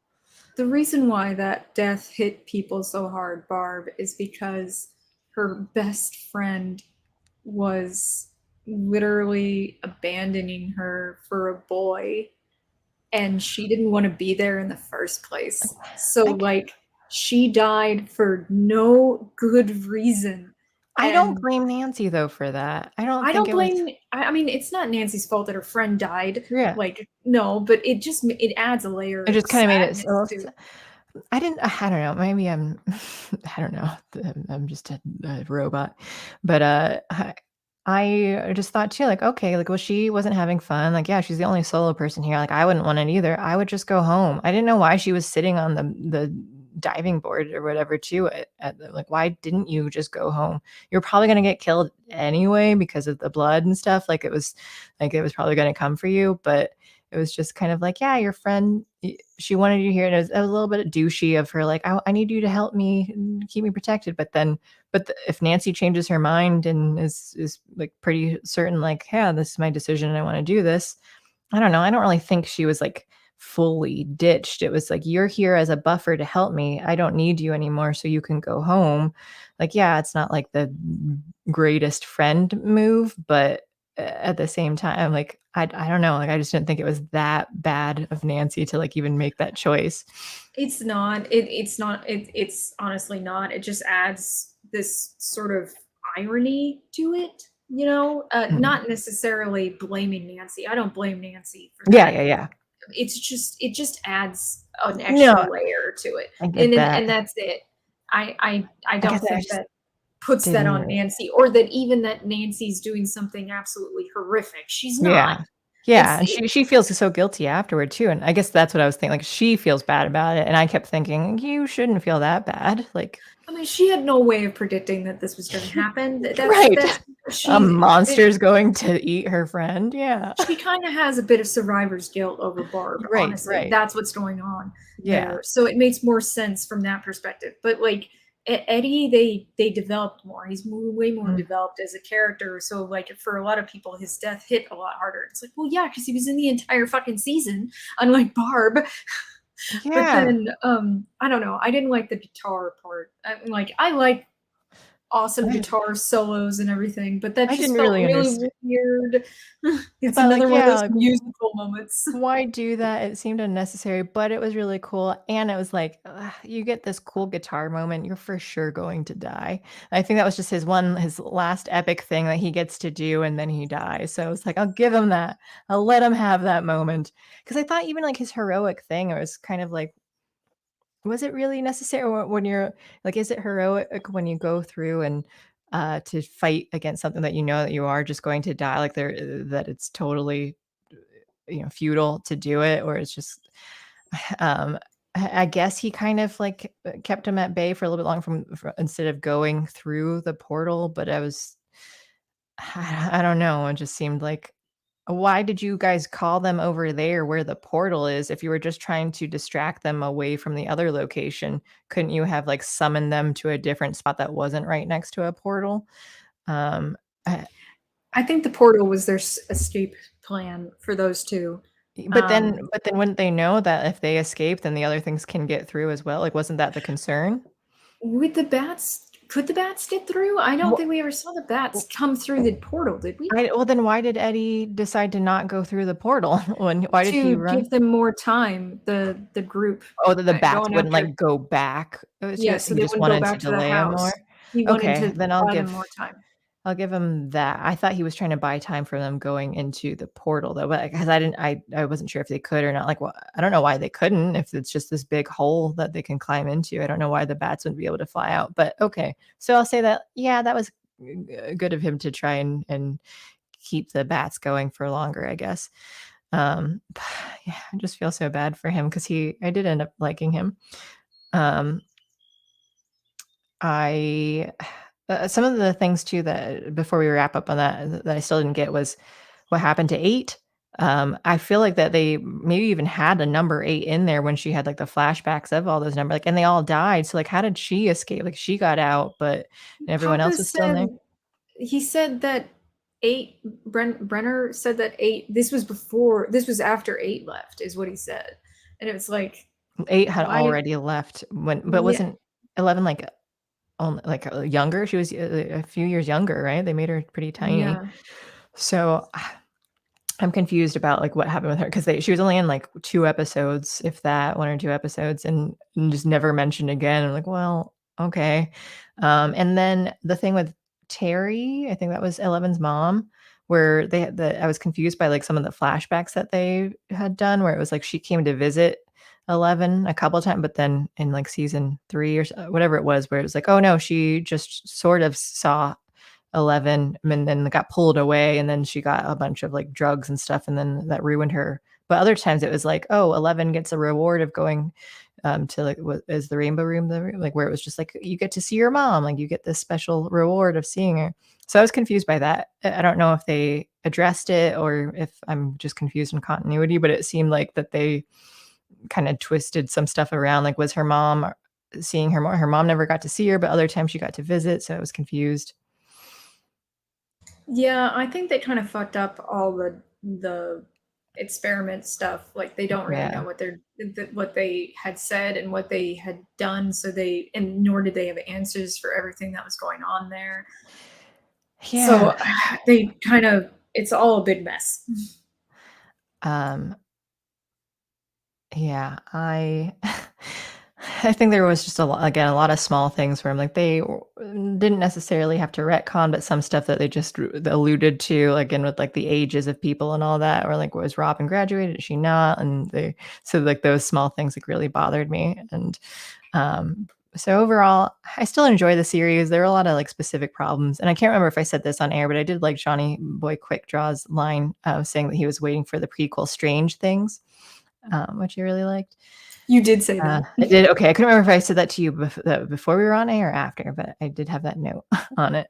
I also see Karsar says that he doesn't know anything of Stranger Things, but likes Chip and Dale Rescue Rangers.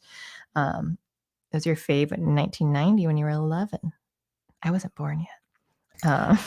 I was much younger than Karsar, but I grew up watching uh, all those TV shows, and Rescue Rangers was one of them. I loved it. I like literally when we said we were gonna watch it, I've had the song stuck in my head. Like I've literally had the song stuck in my head this whole fucking time. And like I will admit, spoilers incoming, that I was pissed They never played the original song in the entire movie. They did, yeah, yeah, and I like that they mentioned at the end where they're like, "Oh, they're gonna have some sort of, like, remix version," even though everyone just wants you to play the original, and they didn't. I don't have any. I need to listen to it. I've never watched Chip 'n Dale Rescue Rangers before. It's never been on my radar at all, so then this is the first time that I'd seen any of it watching this movie because I was like, "I'll never be able to watch Stranger Things and Chip 'n Dale series," um, before Thursday. Well, I did not like that move at the end of the movie, and they keep doing this in movies that are and TV shows that are about reboots, where they say, "Isn't it so annoying when reboots and remakes do this thing? Yeah, that's so annoying." And then they do it, and I'm like, okay, you cannot point to the fact that all of us hate that, and then and have that be a laugh, and then fucking do it every time. Like, the joke is old, okay? Because Yeah, yeah. they did that in the Psych episode that's Cloudy with a Chance of a Murder, when they did a reboot version of it, and they're like, "It's bad, and aren't reboots so bad?" And you're like, "Yeah, this episode sucks." And they're like, "Well, you don't get it." No, I get it. Reboots suck. But this doesn't change the fact that this 42-minute episode sucks. And the thing is, the problem with I liked Chip 'n Dale's Rescue Rangers, but it, for the most part, the movie, except for the fact that, like, towards the end there, it got to this point where it was like, reference the movie, and that's all it was. Like, it devolved into just Mm. references, and So, it lost me. I got bored. as someone who had no nostalgia for it, I like the references because it was like, "Oh, yeah, I get these things, like, I'm in on this, joke for the reference." So I enjoyed it throughout pretty much the whole film because I was just like, I have no connection It, to the it characters. it wasn't about the characters, it was about the plot. Like, Right. like, Oh, the yeah, plot that's just kind of, like, doesn't matter, and because it's just about it was putting a in as many very simple references as we plot. can. Yeah, yeah. I mean, I enjoyed Ugly Sonic, just That part was amazing. because there were That was certain hilarious. there are things that were like, "Oh, yeah," like, you're making fun of your like, Disney a lot, like, as a reference to, like, real world issues of, like, people I hated, um, it was Disney, right? Yeah, because I watched it on Disney+. There are Uh, other contracts involved in this movie to get the references to they get all of have, those things. Yeah, okay, okay. because So not all of whoever them are owned by Disney. I wasn't sure what Not Sonic everything was on is. it. I've never watched Sonic movies, but I do remember reading on, like, people hated the realistic or, like, they hated what Sonic looked like, so they had to go back and change it all, and, and so I just thought, like, the references like that were funny to see, like, "Oh, this person exists in real life, though, like, he's just known as Ugly Sonic," and, but I like the concept of like, oh, cartoons are real people and doing these movies and things, though. Well, it's basically the same concept as Who Framed Roger Rabbit. This Mhm. is almost exactly like a Who Framed Roger Rabbit like successor, because it's partially about it. I mean, both of them are PI detective movies, Yeah, yeah. wherein cartoon or animated actors are real in the world and uh, involved in crime, and they reference Who Framed Roger Rabbit 3 times. When they say they're dancing the Roger Rabbit, then showing Roger the Rabbit, and then at one point the bad guy Sweet Pea is looking at his stuff, and one of the things there is dip, which is the stuff that the judge uses to dissolve cartoons in Who Framed Roger Rabbit. And Oh, yeah. Who Framed Roger Rabbit. So this is more of a successor to Who Framed Roger Rabbit than it is a successor to Chip 'n Dale's Rescue Rangers, the TV show. It's more in line with that, and if it that honestly, it's on uh, it's in the same age group. All of this movie is to reference things that older millennials know, like me. Like, it's really for us to see that, like, there's that part where he's holding the round thing of the whole Rescue Rangers group, and I went, is that a fucking pog? Like, I recognized it immediately for what it was. And that's the thing, is that, like, pretty much, like, every reference is a reference to something a millennial would get. Mhm. But the problem is that like it kind of just it's not the plot of Who Framed Roger Rabbit is good and is interesting and holds up well. This movie, not so much. It's just kind of there to get through all the references, and that's about it. Yeah, that's fair. Yeah, that they just, okay, we need to take an old show and then and there's someone's who some characters who did like detective type stuff.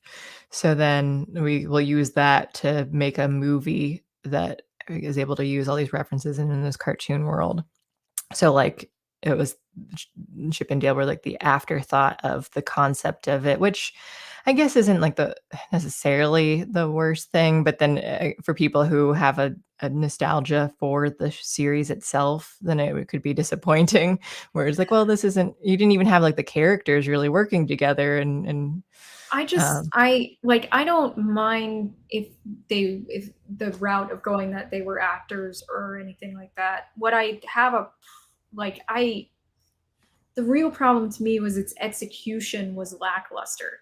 Like even if it's nostalgia bait 100%. I know, and those exist, and it's fine. I don't necessarily think they're good or bad inherently, but but you have to have like a relatively strong plot and character development to go along with it. Like I still expect a freaking story that is interesting and compelling with characters that are interesting and compelling. I don't feel like I got that with this. Yeah, I mean, they reference how it was like, oh, like who the bad guy was, and it ended up being like, oh, it can't be the captain because that's what he always been. And then they did do that, like, well, if it ain't broke, so it's just kind of like, oh, well, oh, I guess maybe that was the twist is going back, where like, oh, he can't be it, so it has to be someone else, and then they twist to the trope.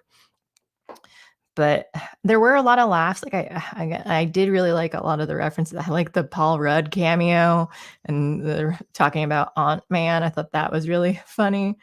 Um, I guess, like, even with the bootleg stuff, I was like, "Alright, this is just kind of like a equivalent to human trafficking," right? Which seems kind of a more serious, crime to be doing for a children's movie, but in more cartoony way.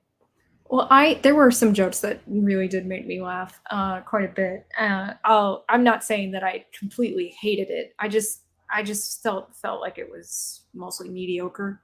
Like Yeah.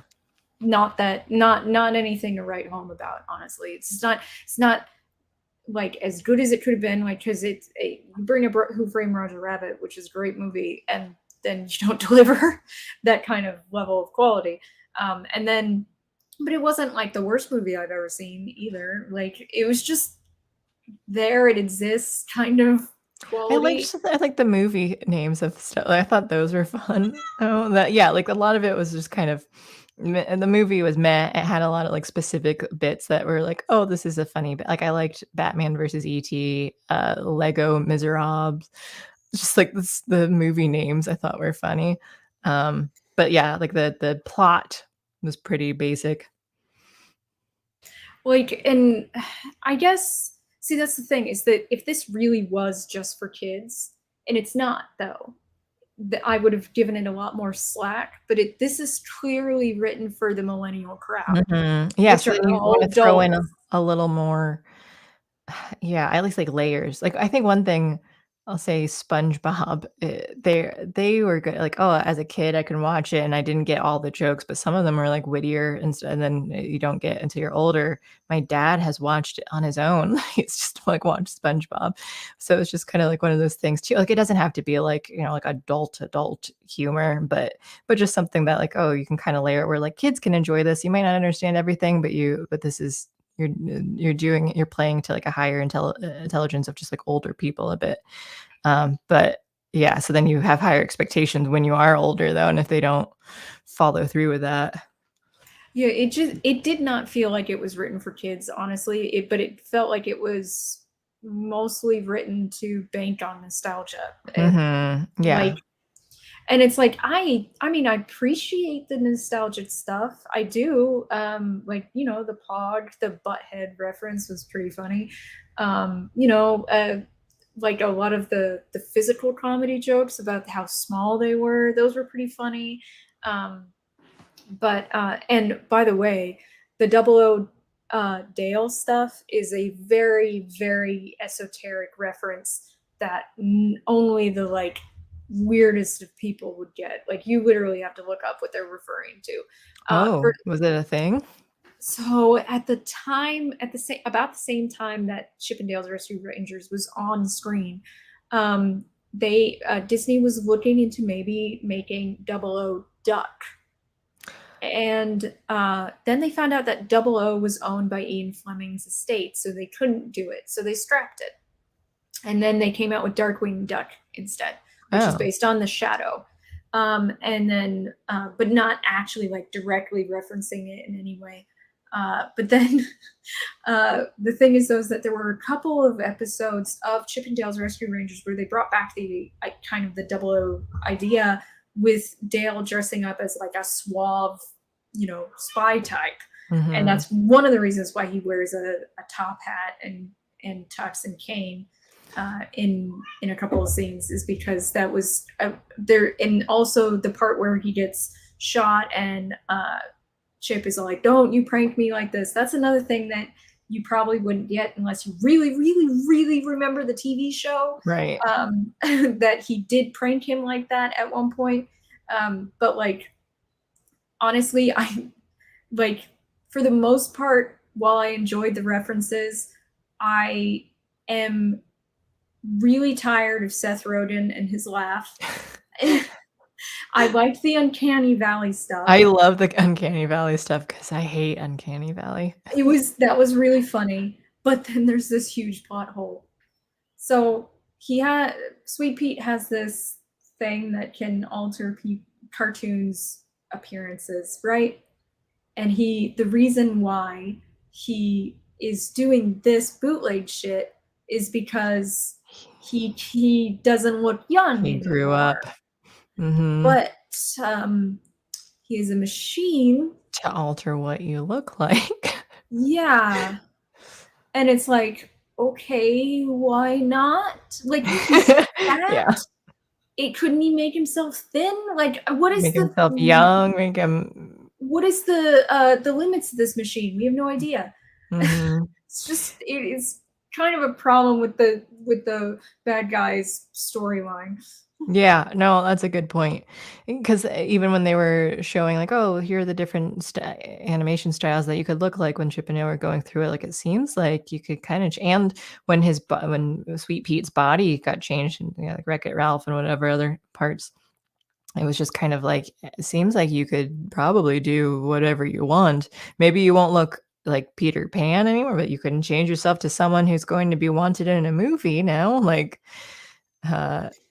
and by the way, there's references in his entire body. His head is Fat Cat. His one of his arms is Wreck-It Ralph. One of his arms is Shredder, and then the Mario Brothers cannon thing that shoots from both sides. Okay. One leg is a Transformer leg, and the other leg is Woody. That's his whole body. His chest is still Peter Pan. The body was still out. So, sorry, I was just hiding O2 HO2 because it was too spammy. There were too many chats in a row there.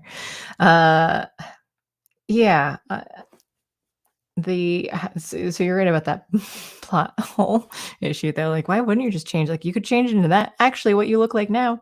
Maybe you could play a good villain in a bunch of movies. But the Uncanny Valley was probably my favorite. I hadn't watched the other Seth Rogen thing, but I thought it was a fun concept of like bringing in other characters he's voiced into talking and making fun of the Uncanny Valley character that he was playing there, just as a fun bit. But I can't, like, in referencing Polar Express, man, I just remember thinking how terrifying that, like, I watched it, but, like, their children were so creepy, like, I hated that, and it was such, like, a popular movie too, and I know I watched it multiple times, but, like, every time I was just scared.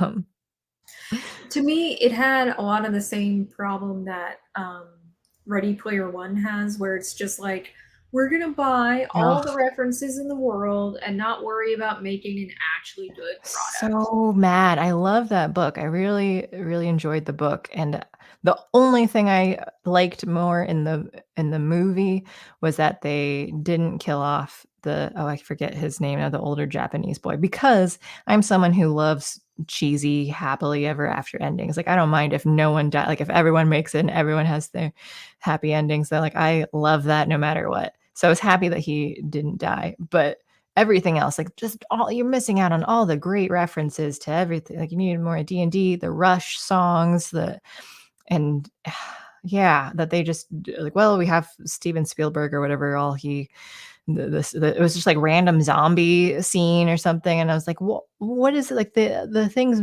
had points in the books, like they just had like good references and meanings, especially to what was his name, Anorak, to the creator of it too, who loved 80s, who loved all like it was just more impactful and it was One of my problems, though, with Ready Player One is that it takes place in the future, and the movie especially has this problem, though, is that no one came up with any new IPs between like when the movie came out and when the movie takes place. Like there's nothing original except for what OG characters do. yeah, yeah. And I'm like, no new IPs were created? I find that hard to believe. You're talking about decades of time, right? Like I mean, I don't find that believable.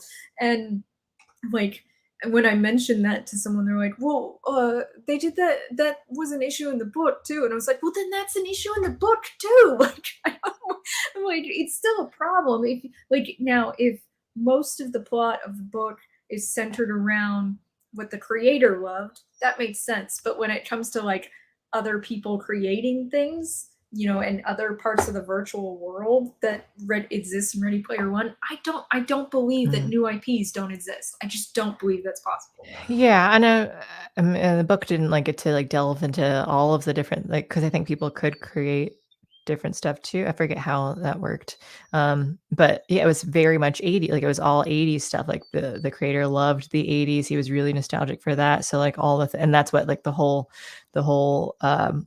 scavenger hunt thing to find it all, like, all the references and everything were, like, 80s stuff, like games and music and all that, so it was that was very important, but the whole world, it's the virtual world, I think had everything, so they could have had, like, plenty of current but I guess, though, maybe the real world was falling apart, so maybe there were less new innovations and of things, but, I don't know. I just like the thing is though is that like even in like really see the problem with Ready Player One though is that especially the movie though is that you have this corporate entity that has a lot of money and power. And they Mhm. won't they like and supposedly there's maybe a couple of other companies like they're not creating, they have the content, they have the money and the time to create new content if they wanted to. And I mean, I I don't know that they would emphasize it necessarily that they would do it, but I do think it would be like I don't think it would be like their main moneymaker or whatever, but you know, they'd be probably the kind of people to go, well, every like, you know, we want to make a small new area that people to drive people to do this new money making scheme. So we're going to come up with a new idea for it.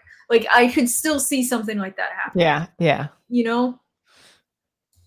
That's fair. I think, and maybe that existed just not in the because it was a first person book too. So then we and he was poor, so he never got to explore everything until later on. So like maybe these things did exist throughout it, and just not in That's he fair. he Like only a got to movie is travel. different. So Yeah, yeah, yeah. yeah. Because you don't have yeah, you're seeing some other stuff happen, but yeah, because it was first person, and the whole thing was that like he's poor, he's been stuck on the same school planet forever, and then he eventually gets to travel, but he was solely playing this game to try and win, so he didn't get to explore just like random stuff though. So but it's so yeah, I don't know, or it was just not thinking of like, yeah, who knows what's going on between now and the future. So well, anything else to Chip and Dale? I did not like the detective. Yeah, Ellie. Yeah, didn't I thought their performance was pretty lackluster. Yeah, it was like, was it intentional that it seemed like you're trying to perform like, I guess, like, you're not talking to any real people, like you're the only human there on the scene, so like I guess that could be hard. Was it intentional to kind of make it seem like you're on a children's show in your performance? Was it unintentional? I was trying to think of the Muppets and how they talked in the movie with Jason Segel and Amy Adams, and like I think they didn't speak in the same like childlike way that Ellie did. Yeah, so I think part of it had to do I don't think she's that good of an actress, and I think part of it had to do with the fact that they were like, lean down, crouch down. And by making her do that, she starts getting in this mindset that she's talking to like a 3-year-old. And it's like from yeah. her own physical position, that's what she thinks. And I'm like, like generally I didn't think she was very good. I'm not a very well written character either, honestly.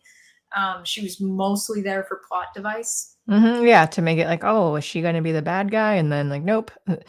He was suspicious of like my grandma recorded all this, and then it was just kind of like, oh no, he was just wrong with Chip. Just thought that she was going to be bad and then wasn't. The I saw something in chat here. Kersar was talking about like other examples where the book is as good as the movie. Willow, I've never seen or read that one, but Princess Bride, I've only seen the movie, but I liked it. Which one? Oh, are we talking about Ready Player One here? He says I was not a huge fan, but also read the book and it had many. Maybe it was Willow. Maybe it was which one made it all more whole.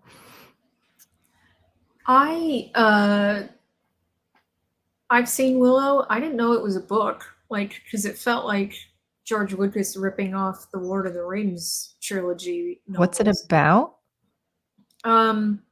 This little person named Willow is trying to learn magic, and he kind of, it's been a really long time since I've seen it, but and there's an evil queen who wants to use the life force of a baby for some nefarious purpose. I can't quite remember what it is. And Val Kilmer and her daughter have this really awesome, actually, love-hate relationship.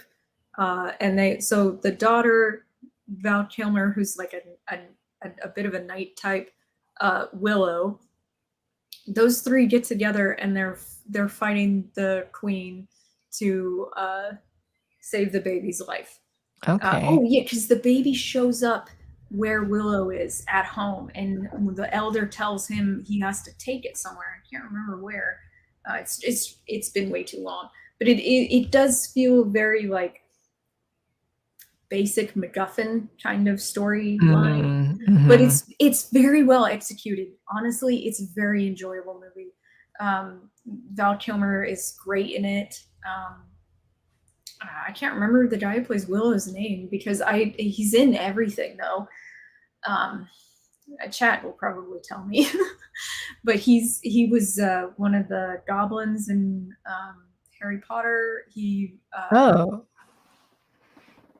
was the little person everybody hired before Vern Troyer came along, and Peter Dinklage. Oh, okay. Yeah. Knocked him out of it, huh? Yeah, he did. Well, he also got old. Yeah, right. So he also got older. I mean, his Willow was pretty old at this point. 1988. Yeah. Also, Kersar, my name and here is Steve Harrington because that's one of the characters in Stranger Things and one of the best characters, and he deserves to be treated a lot better than how they're writing him. Eric got it. Yeah, he was also one of the Ewoks in Return of the Jedi. That's right. Oh, okay. Yeah, Eric Anderson, Warwick Davis is the guy's name. Oh my god, that's right. He's the leprechaun. I forgot Hi, about Eric. that.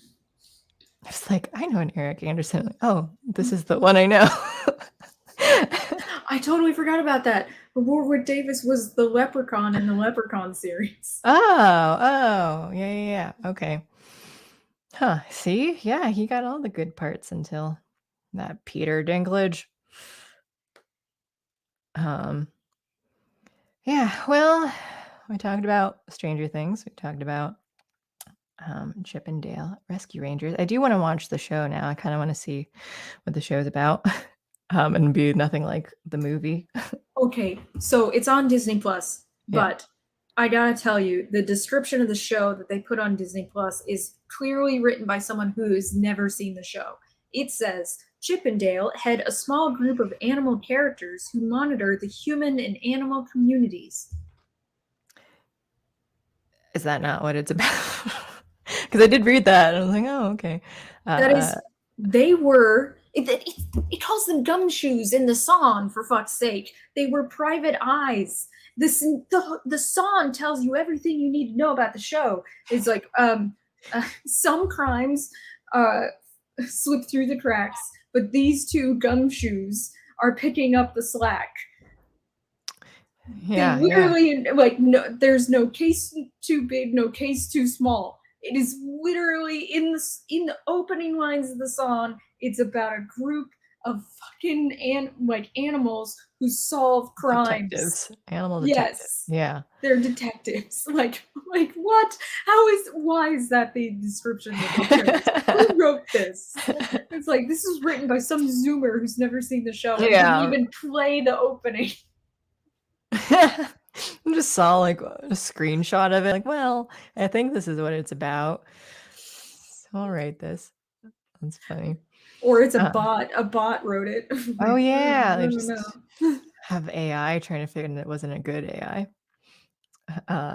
Well, I was gonna I know I forget who it was who mentioned chat here, and they mentioned it last week too, or someone else did, about the black phone. So then I saw that in theaters and I was like, oh, that's something like maybe I should watch that for next week. And then I saw today is the last day that it's in theaters in my area. So have to wait and see if it comes out online somewhere soon. But Thor, I think the new Thor just came out, right? So maybe that's something that we should watch and talk about next week. Everyone's already complaining about it. I'm not surprised by that. I haven't read anything specific, but I did not have high hopes at all. So even especially the trailer for after watching that trailer before too, it was pretty lame. I think I watched like a fan trailer at first and didn't realize it was a fan made one, and then watched the real one. I'm like, oh, this one is much less epic than that fan made one that was like a fake film. So I honestly got mad when watching the trailer and they blow his clothes off. Like, I honestly was angry because I just remember how Chris Hemsworth said, I don't want to do a shirtless scene for Ragnarok. It was a relief that it wasn't in the script. And I'm like, dude, stop overworking these assholes. Like, I can't imagine how much pain these actors put their bodies through for these stupid shirtless scenes. I just don't listen, I like a sexy man body as much as the next straight woman, but it's not even realistic. Or gay guy. But it's not even realistic. Like, it's not realistic sexy guys. So I'm sort of like they constantly go on about how like, oh, that's not how real women look. That's not how real men look. Like, that's ridiculous. So I'm like, I'm getting real tired of that. I'm like, I don't like. You could look at pictures of male models and be just as satisfied. Like, I don't need Thor to be shirtless again. Yeah, you've mentioned before too how because I wasn't aware until you had first said it about them dehydrating themselves which I don't really understand how it works. But It makes their skin tighter underneath their oh, muscles okay. to make their muscles seem more defined. Now, Zac Efron did some movie where they were like, he's got a dad bod, and he was still in shape. He was hairy because that's the thing. They always make these guys wax, which also is Oh, not real. And he wasn't dehydrated for the scene, so it's not like he was fat. He he was just not. And it was like, you think that's what a dad bod looks like, and that's still like a 10 yeah. level torso, and the torsos you're used to seeing What now on dads are you TV for looking at? men. Yeah, really. Like the torsos these people are now used to seeing on men from TV, from movies and TV, are like 12s. And it's like, those don't exist in the real world. The hell these men had to put themselves through. Like, it doesn't make any sense to me that, like, we've raised the bar so fucking high on Mm. what we consider sexy that people are Yeah. literally dehydrating themselves and starving themselves Even though for we're going these. the other way for women though too, where it's just like you've got the body positive thing, so then you have a lot less, super hot women Yeah.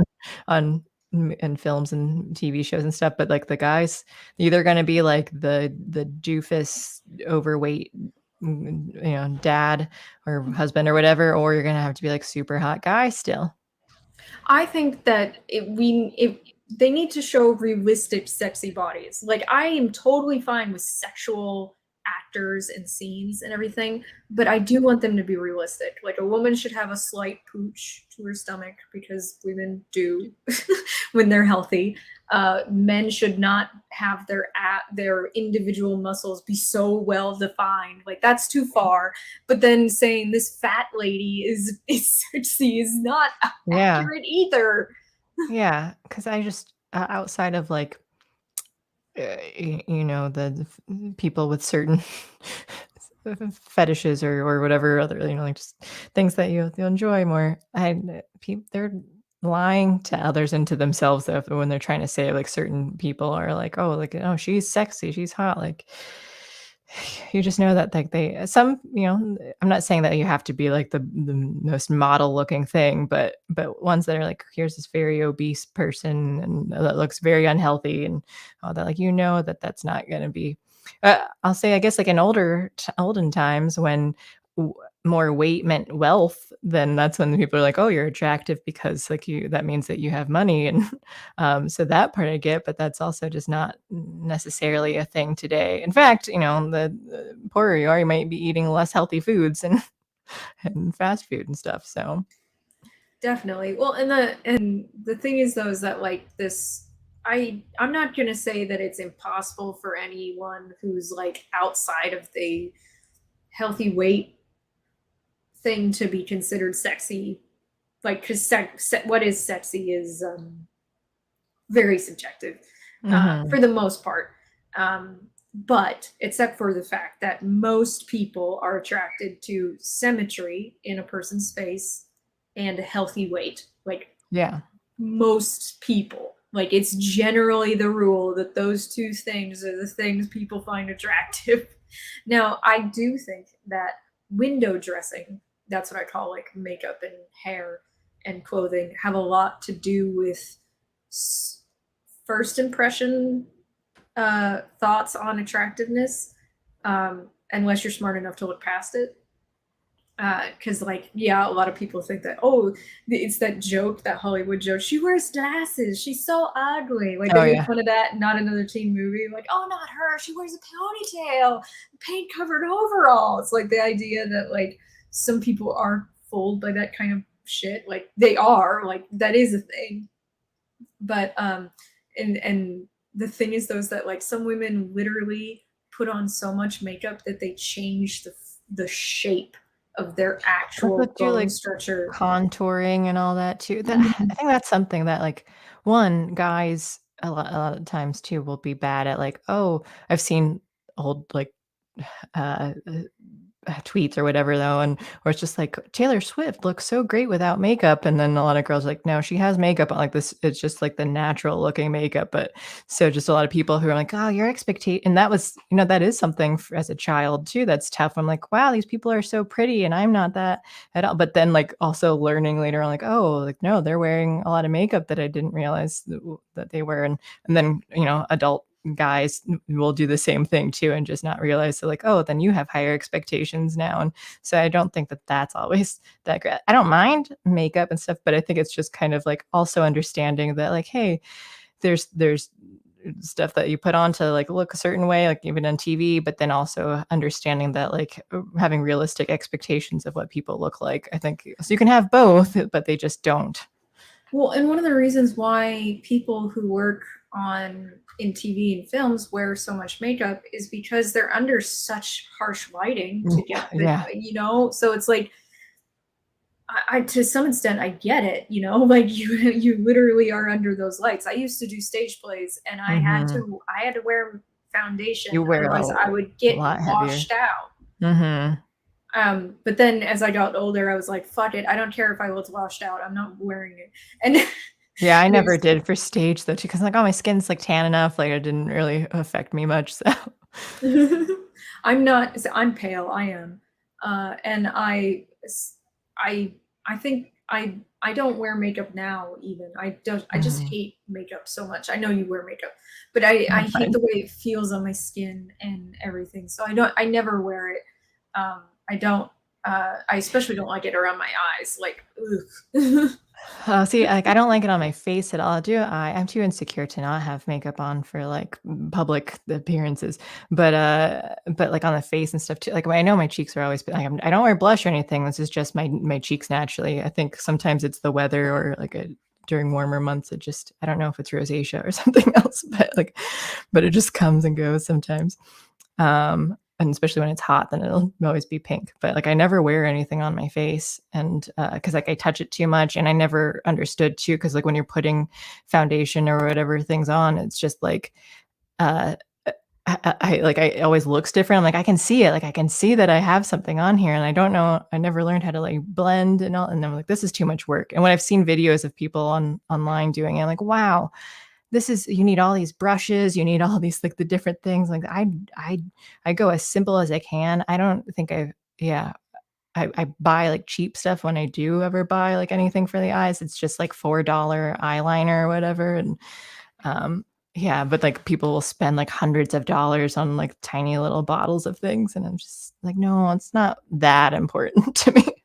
It's expensive, which I don't have that expense.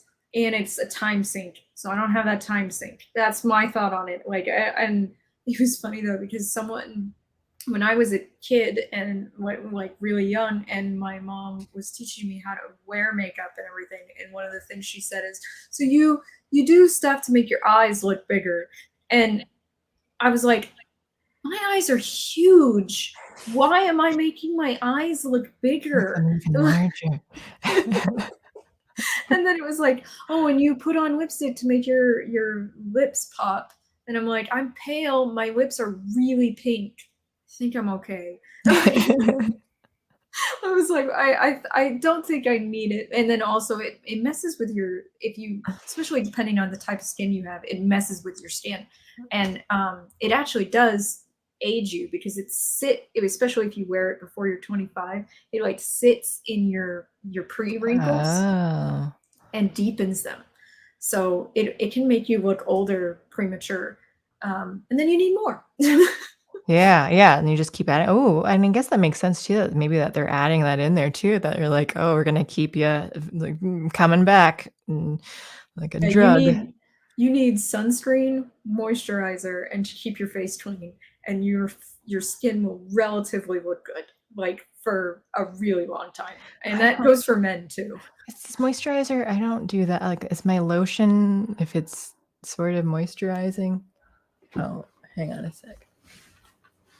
Oh, I think okay. The geese are freaking out, but I think it's just another low plane that they're getting scared of.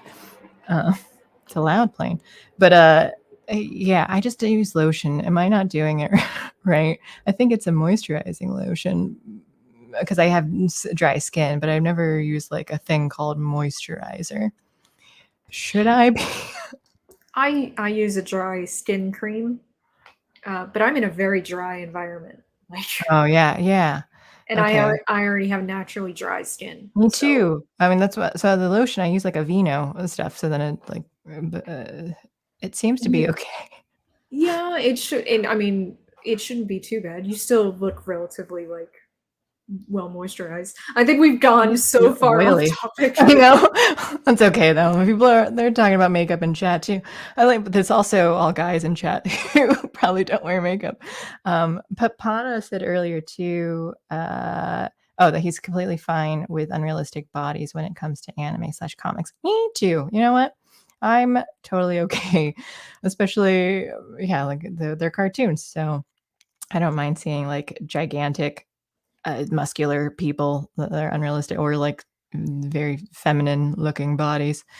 Yeah, I don't have a problem with that either. They're cartoons, they're comics. They don't have feelings. They're not physically stressed out from the things that Yeah, their yeah, bodies. right. They're fake. Physics doesn't always bother them in a lot of things though, so it's fine. Um,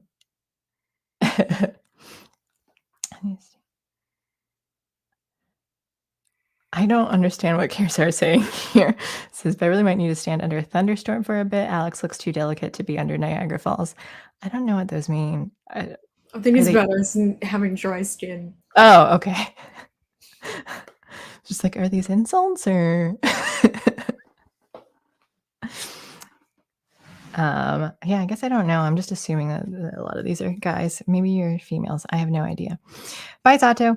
Yeah, okay. Well, I had the other I wanted to talk about internet personalities, but I'm kind of wiped out on that too. And it's not like anything pertinent either, so we can talk about that either. But I'll talk about that next week. I mean, or at some point. But as far as next week, I think we'll trace Thor. Also, and again, at some point, the Black Phone. It is a horror movie. Alex and I like those, so we should see. I'll see if it comes out anywhere online. The other thing too, we got a suggestion, and anyone else can throw out suggestions of what we should watch, play, review. It was Scream Queens. I don't know if you've ever seen that show. It's on Hulu. I've seen it before, so it's not new, but like we could do new and old stuff together. But it is a fun horror comedy show. So that was a suggestion thrown out. And if you're interested, it's I think it's only 2 seasons, and I never made a third one, but it has Emma Roberts, Kiki Palmer, the one blonde girl that I always forget her name, but she's the main character. There's a lot of blondes in Hollywood. I can't help you. Yeah. She was in The Duff. She played one of the best friends in The Duff, but I don't know. She's pretty, but I don't remember her name. I have seen that movie. Oh, okay, yeah. She's the blonde friend in The Duff. Mae Whitman's the blonde friend who's not the not Hispanic one. I don't remember anyone's names in it. I do like the movie, but so that's her. So she's the main character in season 1 of Scream Queens, and then Keke Palmer is like the best friend, and then she's this main character in season 2 because the blonde girl doesn't return. But yeah, so we can watch that since 2 seasons, it doesn't have to be next week. I'm just saying. So throw that out. We'll watch that in the future. I'll start it. Johnny Boy Quick Draw says Samurai Cop. Okay. I have not seen that.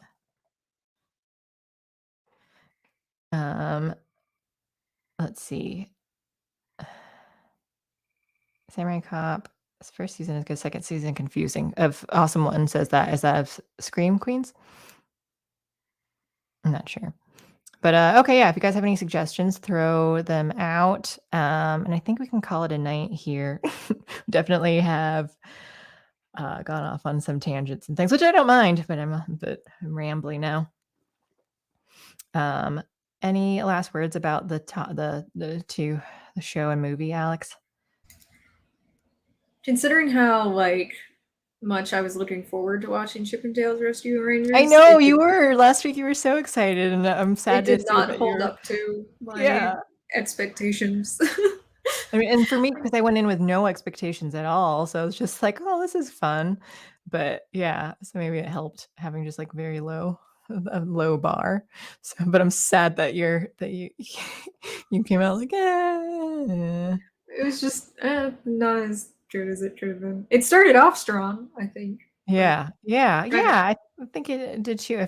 Yeah, maybe it should have had more of a building their relationship thing back, and it just wasn't as strong of them like having to fix things between each other. So, Tom Hancock Outlaw just asked if I'm feeling better. No, I No, am she's feeling feeling worse. worse. Yeah. Unfortunately. Oh, and Motown did send me a bunch of messages to tell you that he is simping slash subbing slash adult babying from afar. Oh, and inselling. I am unsure how to do any of those, but gosh damn it, doesn't mean I won't try. Why is he messaging you? I don't know. He said, gosh darn it. I don't know why he messaged me, but he did. He said to tell me that he's the one who suggested Scream Queens too. So weird. Okay. Well, thanks, Motown. You're still the worst. But why did you message Alex? He's just not even talking to me anymore. Okay, so Samurai Cop, got that. Well, thank you, chat, and thank you, Alex, as always. Anything by Neil Breen, says Johnny Boy Quickjaw. I don't know what he's got, but I will look into it. Isn't Neil Breen the guy who makes those really shitty movies? Like, isn't he like infamous for it? You want us to watch? Is that who that is? Yeah, are we gonna talk about bad movies here? Because I'm all for that. I just watched. What did we just watch? Just a few. We should talk about Choose or Die. Maybe you can watch that next week. We can talk about that bad movie. It's a Netflix movie. Choose or Die. Choose or Die. There's a Stalker in the House that's on Amazon Prime, and I watched. That was terrible. There's a lot of Stalker movies. Huh? Neil Breen is who I'm thinking of. He is the guy who is notoriously known for really, really bad movies. Okay. Okay. All right. The kind of boy. movies that you do like a Mystery Science 3K kind of experience for. Well, I like the acronym of so bad it's good. It's big. Yeah, like that is what. Yeah, I watch. I watch a lot of things that are so bad that it's still bad, but I watch them anyway, or like the ones that are just like really mediocre. I'm like, this could have been really bad to make it fun, and it was just bland. The Resort. Watched that on Hulu the other day. That was meh. So yeah, I'm all about let's do some bad movie talks too, though. We'll look up Neil Breen. So Thor, and then something else. We'll see. We'll see what happens. Samurai Cop, Neil Breen. We'll look into it. But thank you guys, or ladies and gents, or anyone in between. Page again. I saw it played the Umbrella Academy, like it played the Netflix like show whatever ad for it. And I'm like, oh, there's Page looking not much different, or like sounding not much different than I've seen Page before. So good thing they changed that character to whatever the previous. I'm just trying to avoid any sort of genders here. Papana Carter is on vacation. Oh, I didn't see it. Oh, is that what we're asking? Where's Carter? Ugh, you miss him? He's on vacation. Who knows when? I think he's coming back on Monday. Yeah, nothing tomorrow. Monday, I think we're having narrative dissonance. I don't remember. I think Carter talked about it, but I don't listen to him. I'm pretty sure he's back on Monday. Well, I finished Fossil Future today. Oh yeah, okay. I did. It's a very short book, so. Oh, nice. Okay, so I don't think we ever came up with a date for that. No, but we still don't have a date. So and as soon as I have a date, there will be a storm of quotes from it. Yeah, so we'll let you guys know when that's supposed to happen. Yeah, we'll talk to Carter. Yeah, next week is Narrative Dissonance. No 451. Should be a Rebel Civics, and then probably Dangerous Thoughts, and then we're back to TMR. Yep. The times are on the website. I'm tired. So, fare thee well, everyone, and have a good night. Thank you, Alex, again, as per usual. Thank you, Johnny Boy, Kersar, Zato, everyone else in chat, and Motown, even though he's from afar. Yeah, have a good night, guys. Thanks. End credits.